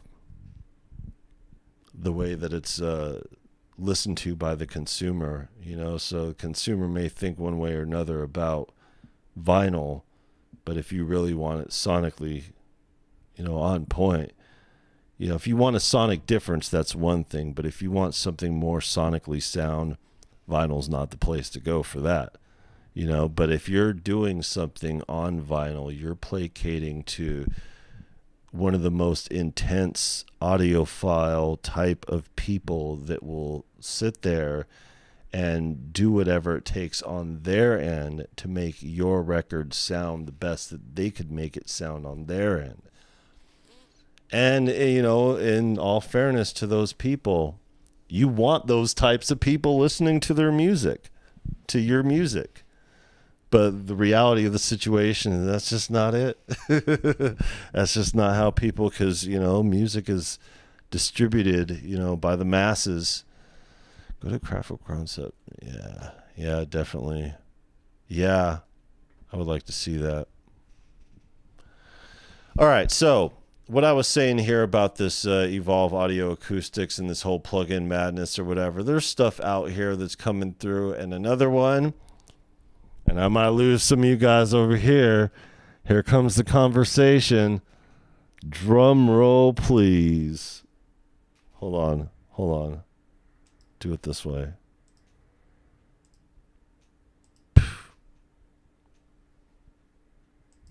Melody Sauce 3. The AI.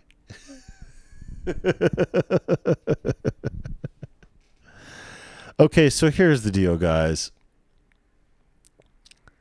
I got an email and I was like, oh, they're doing Melody Sauce 3, right? There's nothing wrong with Melody Sauce. I don't have a problem with them, do what they do, AI, beat making, and all that other stuff.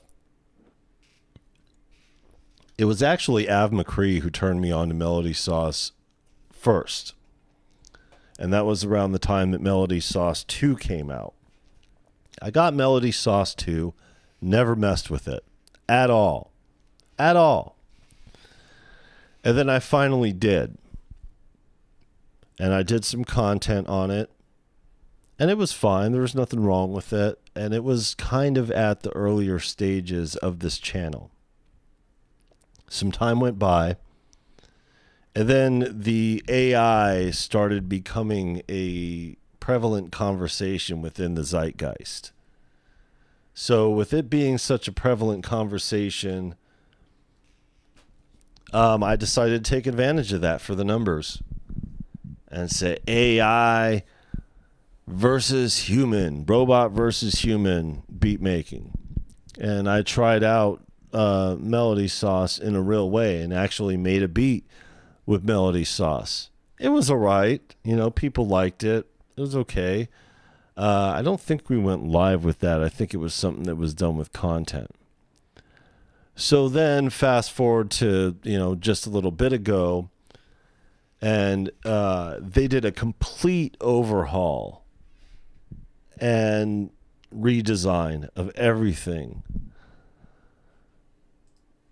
So I was interested in trying it again, but I'm just not really interested in AI beat making. This does everything from scratch. I mean, mostly it's for melodies, to create melodies, to project melodies, and, if you need a melody in something.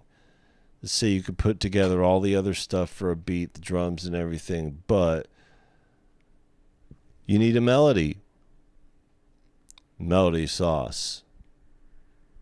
It's actually not a bad plugin, but it just wasn't really up my alley at all. Like, it wasn't something that I don't plan on using it. The beat that I made with Melody Sauce 2 was completely insignificant compared to, anything else that I was doing. I think I still had the Phantom during that time. And it's fine. Just not my bag. So then, they do this introductory offer because normally I think it's like $80 or something like that. And because we already had Melody Sauce 2, they're like, hey, Melody Sauce 3 is cheap. It's $30. Okay, well, that makes it a little bit more reasonable. I wouldn't say $30 is hard to come by these days, but $30 is hard to hold on to these days. There's always something to get.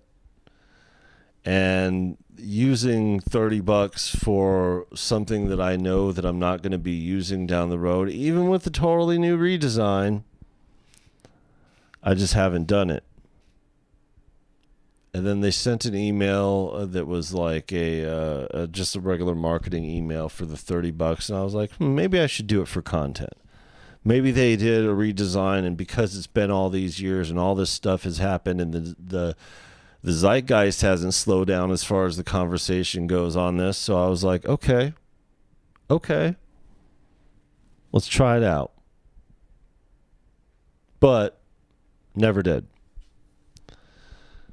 So then they sent the channel here an email and said, hey, I noticed, I'm paraphrasing too, by the way. Say, hey, I noticed that you have taken an interest in Melody Sauce in the past and did some content on it a while back. And if you're interested, you don't have to do any content on it, but we would like to get your opinion maybe on what you feel about Melody Sauce 3. And then gave me the sales pitch on Melody Sauce 3, blah, blah, blah, does all this stuff, right? And they did the whole redesign, all that. Cool. So they hooked me up. They hooked us up here. So now it's a lot different because it's like, I'm not going to shill for them, but I don't feel obligated to do the content now, but it's just like doing the content now. It's like I'm more motivated to do it because they gave it to me for free, and I don't have to wait to want to spend the $30 to make this happen because, it's just not something I was really considerate of. So with things changing with the channel and us getting, more, into things, we're starting to get a lot more contacts with people that are having us, demo their plugins and stuff. And we were already considering this beforehand. It's just now that they reached out to us and gave us a free copy. Why not? Why not? Ooh, $10 shovel at Dollar General. See the thing? Yo. Y'all motherfuckers over here talk about $10 for a plugin. I'm over here talking about $10 for a shovel. I'm trying to get some lawn clippings cut and some stuff going on once this disc goes back into place. I ain't trying to do no damn plugins. But yeah, we love our plugins. We love what they do, and speaking sonically, the good thing about Melody Sauce is that you can put whatever melody they in and put whatever sounds you have into that melody, and it'll sound cool. Go ahead and shill. Who cares? Get them goodies. Well, that's the thing. It's not really shilling because, it's not a shill. Go get this Melody Sauce. It'll be the best, man. So I don't want to go live with it, really. I want to do a piece of content, but I have to sit here and actually, go through it. Yeehaw, I'm a shillbilly. Yeah. We have had ample opportunity here to shill for companies left and right between the hardware and software that we've not only procured, but could have been doing regular tutorials and all this stuff. And you know what? I started to do some. But then I realized how much that was taking out of my own music development, stuff that we're doing here as an artist. YouTube, as we approach our 5th year anniversary here on this platform, it's just a lot different from what we considered it in the beginning. And understanding how many songs and albums that not only have we done on this platform, but the stuff that we haven't done because we've been too busy on this platform. So trying to find the balance is something that takes a little bit. And we're just not big enough as a YouTube music channel to really take advantage of some of the stuff that some of the bigger channels get. You know, we don't get a free Keylab MK3. We got to pay for it. You know, we don't get a free MPC Live 3. We got to pay the $1,400 or whatever it costs. You know what I mean? Like, so that's the whole thing about doing YouTube. It's like they want you to exist in this space to do one thing. The music companies want you to exist within the space of doing for them. You know, you could either try it all and do it all and just go and, you know, talk about gear and these companies or whatever and just be a free advertiser for it. You know, you might even get a little money out of it. We've got music to do. We got a few year stretch here to do a solid run and going to do a lot of live performances. And we have been doing a shit ton of beat making and synthesis demo. And it is what it is. You don't get a free Tega. You got to pay for it. Yeah, word. And that's only like an $800 synthesizer. I don't even got enough people, you know, in here that would donate enough to put it to a situation to be able to get a Tega. And I'm cool with that because I've had the MPC 3000 limited edition come through here. You know, I've had, you know, these massive synthesizers and this awesome stuff, you know, that we've gotten to play with over the years. But we also got to stick with what we're going to actually use in the field and something that we're actually going to use that we've been using, the MPC Live 3, and it was the Live 2 beforehand. You know, not totally, but, you know, we got everything that we need in our situation here in the computer. Pay for it, then shill for it. Yeah, you know, that's kind of how it works, you know.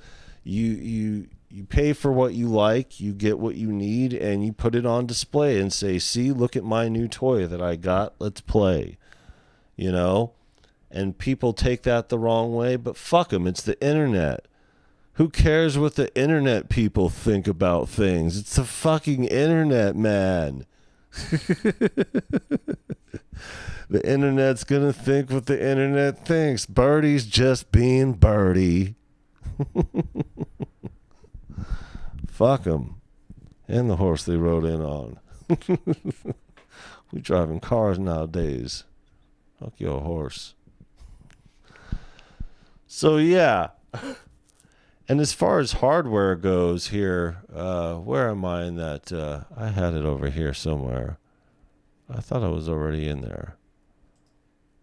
Sweet water. You know, there's not really anything out that, I mean, what is out there? The internet is the wild, wild west. Word. You ain't got to placate to them or what they think. Most of what the internet thinks is at large, you know, is really none of your concern. None of anybody's concern. You know, ain't nobody paying no bills or doing anything. I saw the deep mind. You know, I was thinking about the protein too.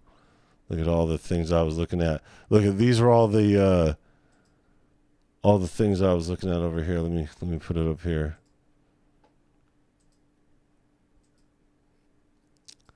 So this is the stuff that I don't have. But do I want these? Not really. You know, I mean, sure, I'll take them, you know, but I want the kits more than anything, you know, and I'll probably grab this. $34 is a great price. You know, that's a good price for something like that. Take 5. Oh, was I looking at a take? I don't remember looking at a Take 5. See, I was looking at this too, the protein. I mean, it's wavetable and it's real tiny. Price is right though. Infinite Escape for MPC is nice. Oh, dope. I have a list here that has them all for what I want here. Let's oops, I don't want to contact you. Uh-oh. Dog's going nuts. Who's here? I still don't have Omnisphere. This is what I need here. I need a drive. Here I got these are the ones I don't have, these 4. So I got them in my cart. That's not too bad of an investment here. Let's see, what do I still have on my wish list over here? Omnisphere. I still want to try this mic preamp. Another pair of headphones.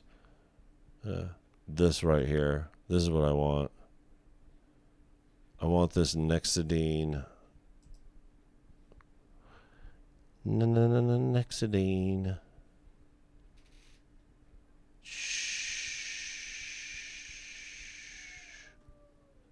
A Marvel.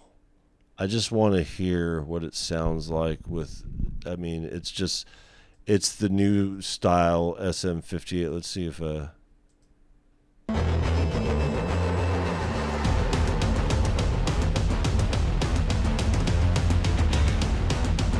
Hi, I'm Mitch Gallagher from Sweetwater. Hi, I'm coming to you Mitch. from Shure headquarters in Niles, Illinois, joined by Scott Sullivan, Associate Vice President of Global Product Management. Hi, Mitch. Great to see you. Thanks Nice for to spending see some you time too. Shure's with in me. Illinois. You know, I bought my first Shure microphone more decades ago than actually, it was the first microphone I ever bought. It was Shure an is in SM57. Illinois, I've always huh? been impressed with the microphones being so high quality, the sound quality they produce, they're so durable. This is my first visit here to the headquarters, and what really stands out to me now is the passion you all have for microphones. Yeah, you know, Mitch, we hear those kind of stories. I'm all going the to time the about Shure people buying their headquarters. first Shure microphone, or their first microphone being a Shure, and it's usually the SM57 or 58. Sure. And there's always a story around that, right? And usually it goes into how long they've had it and what they used it for and how durable. In fact, lots of times you'll hear people either have a photo of it or say, I still have it in my toolbox, or I used it last week and it's decades old. And that's something that we're very proud of at Shure, because we put a lot of time and effort into Yeah, quality. same here, Tactical. And we built, Oh, look at over the that years, fucking. we built a Oh, robust process to test God.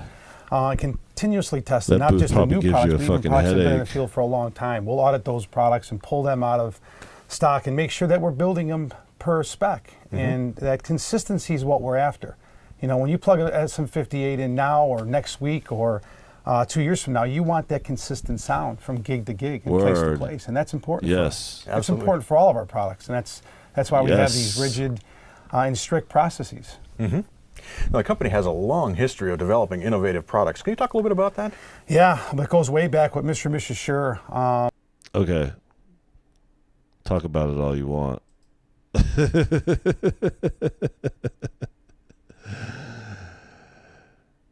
Oof. Yeah. $329 for a dynamic microphone. But this is supposed to be a marvel in new technology and the new standard. Best mic I ever had. Yeah. This is what I want to take to the stage. Probably sounds really good. Yeah. See, I put really in there. I don't know why I'd be doing that shit. Paraphrasing people's words here. Yeah, but definitely the Nexidine. I kind of want to try this Golden Age Project mic pre.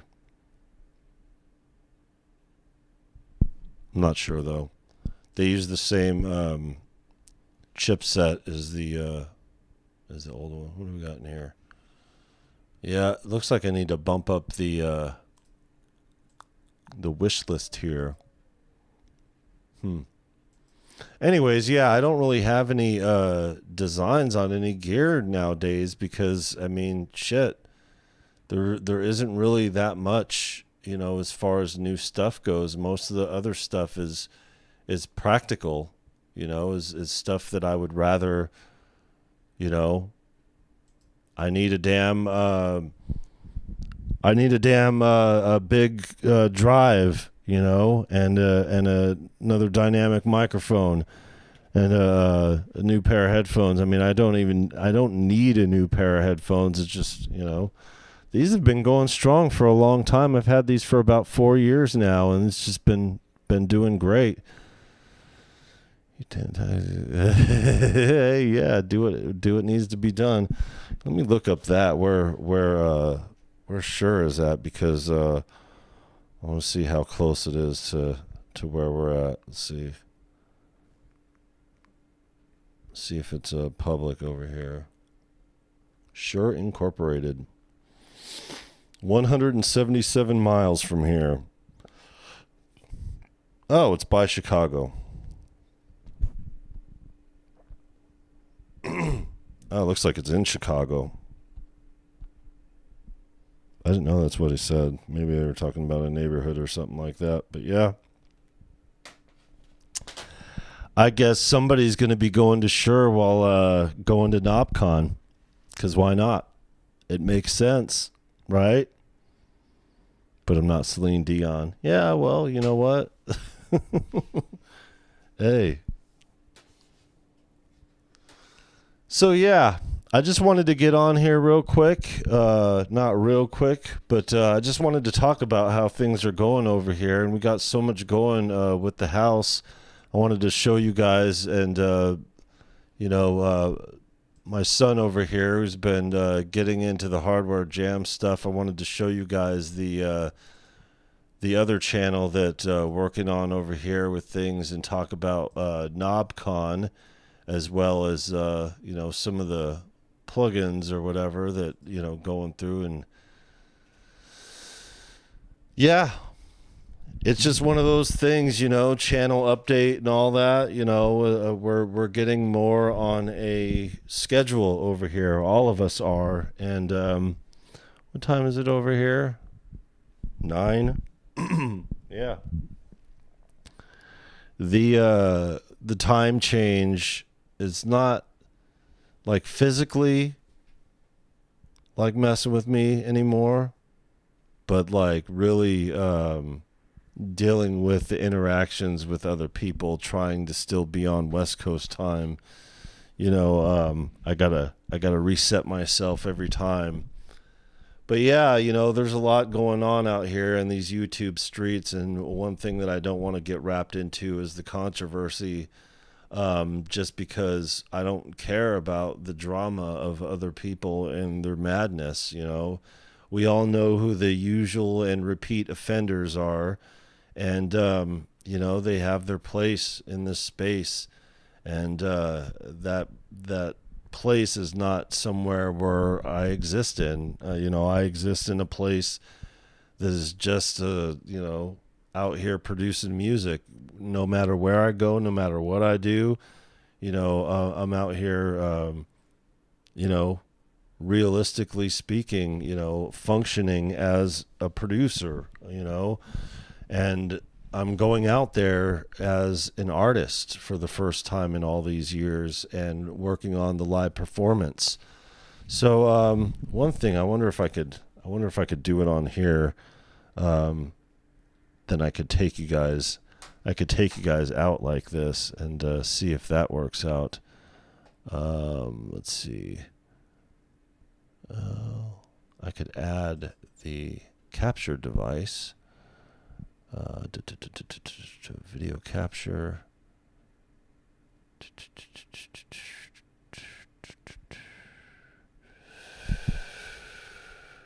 Let's do video capture device, and I think I already have it on here. Yes, I do. I'll do it on here and see if it'll do it.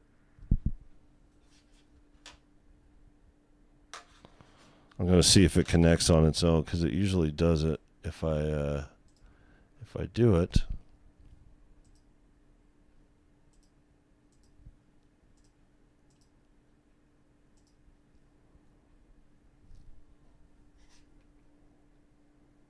It won't.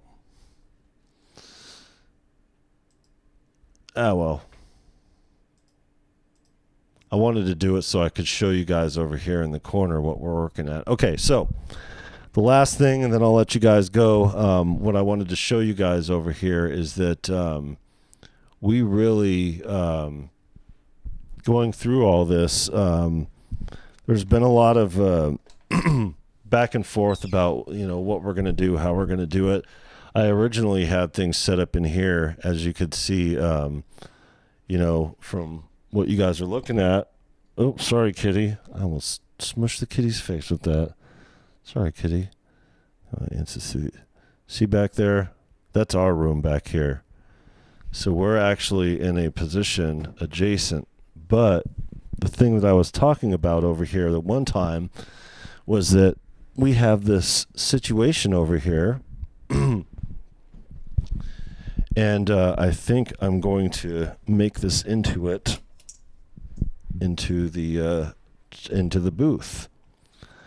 Let's see how far I can go over here. Let's see, where am I? Under? Okay. So, you see little Tussin over here. Okay, so check this out. I can only go so far because of my thing, but if you look here, this setup, and it goes pretty high up there. And the reason why it looks like that, and the reason why this whole thing exists over here, is because this used to be the door to the outside patio. See where the carpet change right there is happening, where this section comes in at is all built out afterwards. That means this wall here in the front is a hard firewall. And this, where it used to be leading out the outside, is already got a lot of the sound dampening. But if you get closer to it over here, you could see, try not to pull off this other camera over here. Make sure. You could see that it is just the size of a booth, of a sound booth. And all I need to do is take this part where a door used to be on and put a door back on it, and do a little sound insulation to the middle part over here. And then I would officially have a booth right next to where the setup currently is. So that's pretty interesting to me over here, because having things set up where we're at might be this case for a little bit.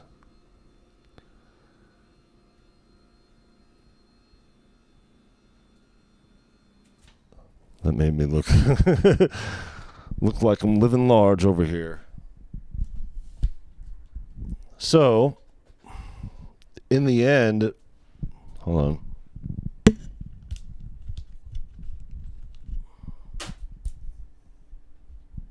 There we are. In the end, when it comes down to all this, this whole thing about doing what we were doing in the garage back there, as a long-term project we're looking at. Let me do it up here so you guys could see more. There, I don't have to do all that messed up stuff. Let's go to the Knobcon page so you guys at least see that on there. So,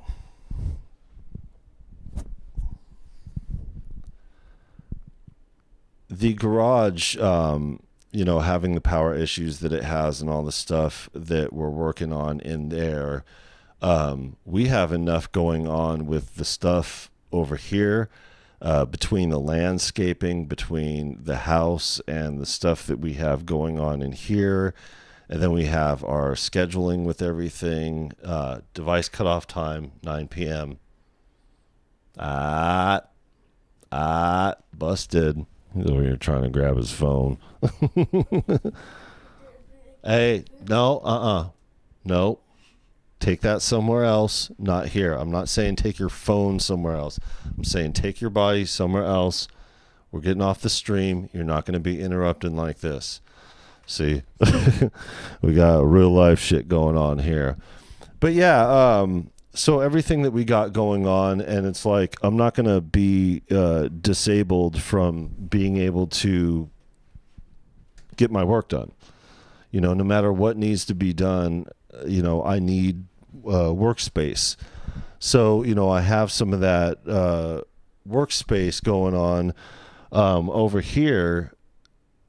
Having it in our space, I would just take off the camera. That's what I wanted to do. I wanted to take off the camera and show you guys around so I could show you what we're working with over here. We still have a wall to build in on the inside, and you know, it's just a lot of work moving in to a home, you know, making a house a home for you know, a whole family of people from several different generations. And you know, personality conflicts aside and everything like that, you know, it's a lot of work. You know, I just developed this herniated disc, and it seems like it's getting better because I'm doing better with things than I was doing yesterday. But I wanted to get on here and kind of just express kind of some of the things that we're going through and let you know that, you know, there's all this stuff that we could be doing. And even though there's some interest afoot with, you know, companies and everything, it's like we still have to prioritize the house, you know, our son, and the stuff going on musically. And I still have to get out there and start performing live. So, and I'm not saying performing live like making beats like I do on here and jamming out like, woo. I'm a whole ass artist when it comes down to all this, you know. So like getting back into the artistry bag of things, and still having the same interest that I've always had in gear, whether it be hardware or software. It's just, you don't see me getting into all these gear situations other than, you know, what I'm borrowing from time to time, because even though I may be interested because the gear is fun, it's fun to play with these things, in the end, I only need what I need, and I have what I need, you know, and everything else is just like utility, you know, an upgrade in the microphone, you know, more storage space, you know. These are the things that I'm considering right now in this particular point in my life, getting ready to go out there and run the gamut as an artist. So I already got music to perform, you know, already have stuff putting out, and I got to do a lot of more visual representations and movies and stuff like that for the YouTube zeitgeist, some of it for this channel, a lot of it for the Virus Music channel, which is the other YouTube channel, which is more like serves as a digital archive for the record label and the music that I actually put out there. So I am working on video and doing a live stream for you know, a playlist and all that other stuff. It's just, the stuff takes time, especially when you are putting your family first and putting the stuff that we're prioritizing over here at the forefront. You know, you might not see me in the chat, but I'm in there. I usually have YouTube on, you know, depending on what somebody's doing. A lot of times YouTube also, you know, makes me invisible in the chat when I do start chatting. So I don't know why, you know, it's just the way that things work over here. And we may or may not be able to get this jam in time for hardware jams this evening, being Sunday night, you know, business tomorrow. And, you know, just we'll be out here doing what we can to move this forward, you know, and really get it going. But Knobcon is the, I want to say priority for events as far as that goes, but it's not really a priority like that there's plenty of time to get it worked out, but we're definitely going. So whoever's going to Knobcon, get at me. You know, we'll meet up and, do the damn thing. I plan on doing some content there, but for the most part, just plan on, getting some business done and, dipping my big toe into this modular synthesis part, so what is yeah, for sure. All right. Well, on that note, I think that's going to wrap it up here. I was pretty surprised at the Spitfire audio thing coming into the MPC workhorse type of deal. And, they sound really good. They really do sound good. And what did you say goes good with the thing, with the Key Lab? You said something goes good with the Key Lab. I wanna make sure. Omnisphere. Yeah, see, and that's the thing about it. Like, that's one thing that I want. Don't need, but it also takes up a lot of space, and that's what has me considerate of just getting a new drive first. But as far as things go, shout out to Elfshot. I hope you guys subscribe to his channel because he's at the beginning of his musical journey and really participating here in Hardware Jams. It's really interesting, watching his journey go through it. Let me go through here. Love you, son.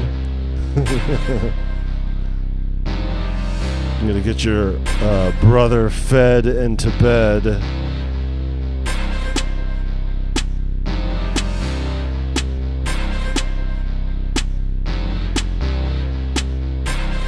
Word. Got in really early.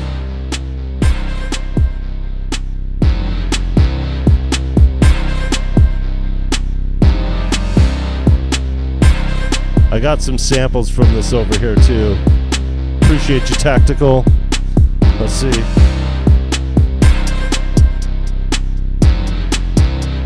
This is what we were working on yesterday.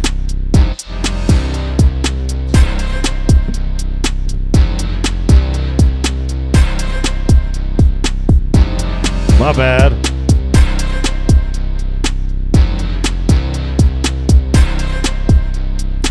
Got to see a little Pokemon.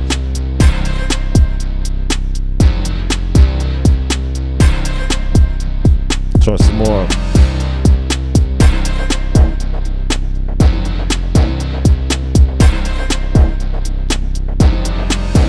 I think we're going to use this one for the Hardware Jams.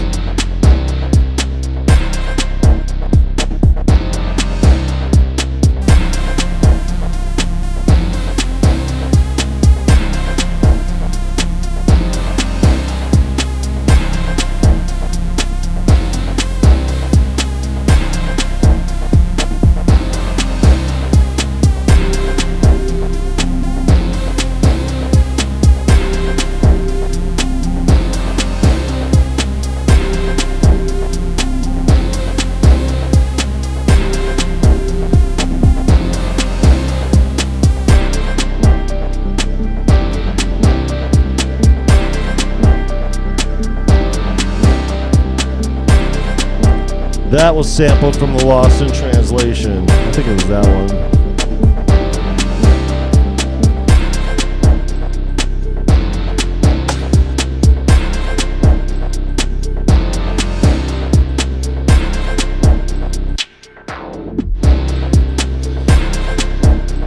That'll be it for this evening. Appreciate you guys coming through, chatting it up, talking about all this madness out here in this world. Oh, Pokemons, kitties and Knobcons, hardwares and softwares.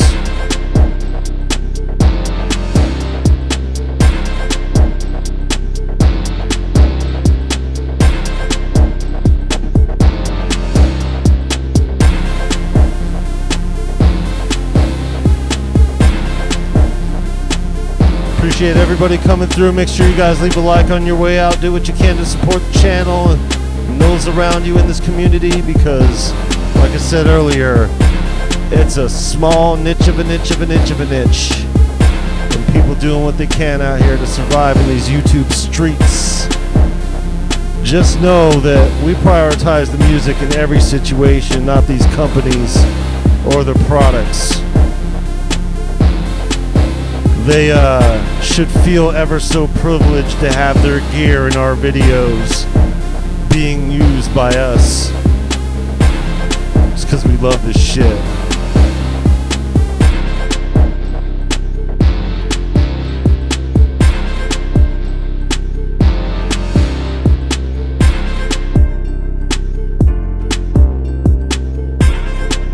Take care, everybody. Love you guys. For real.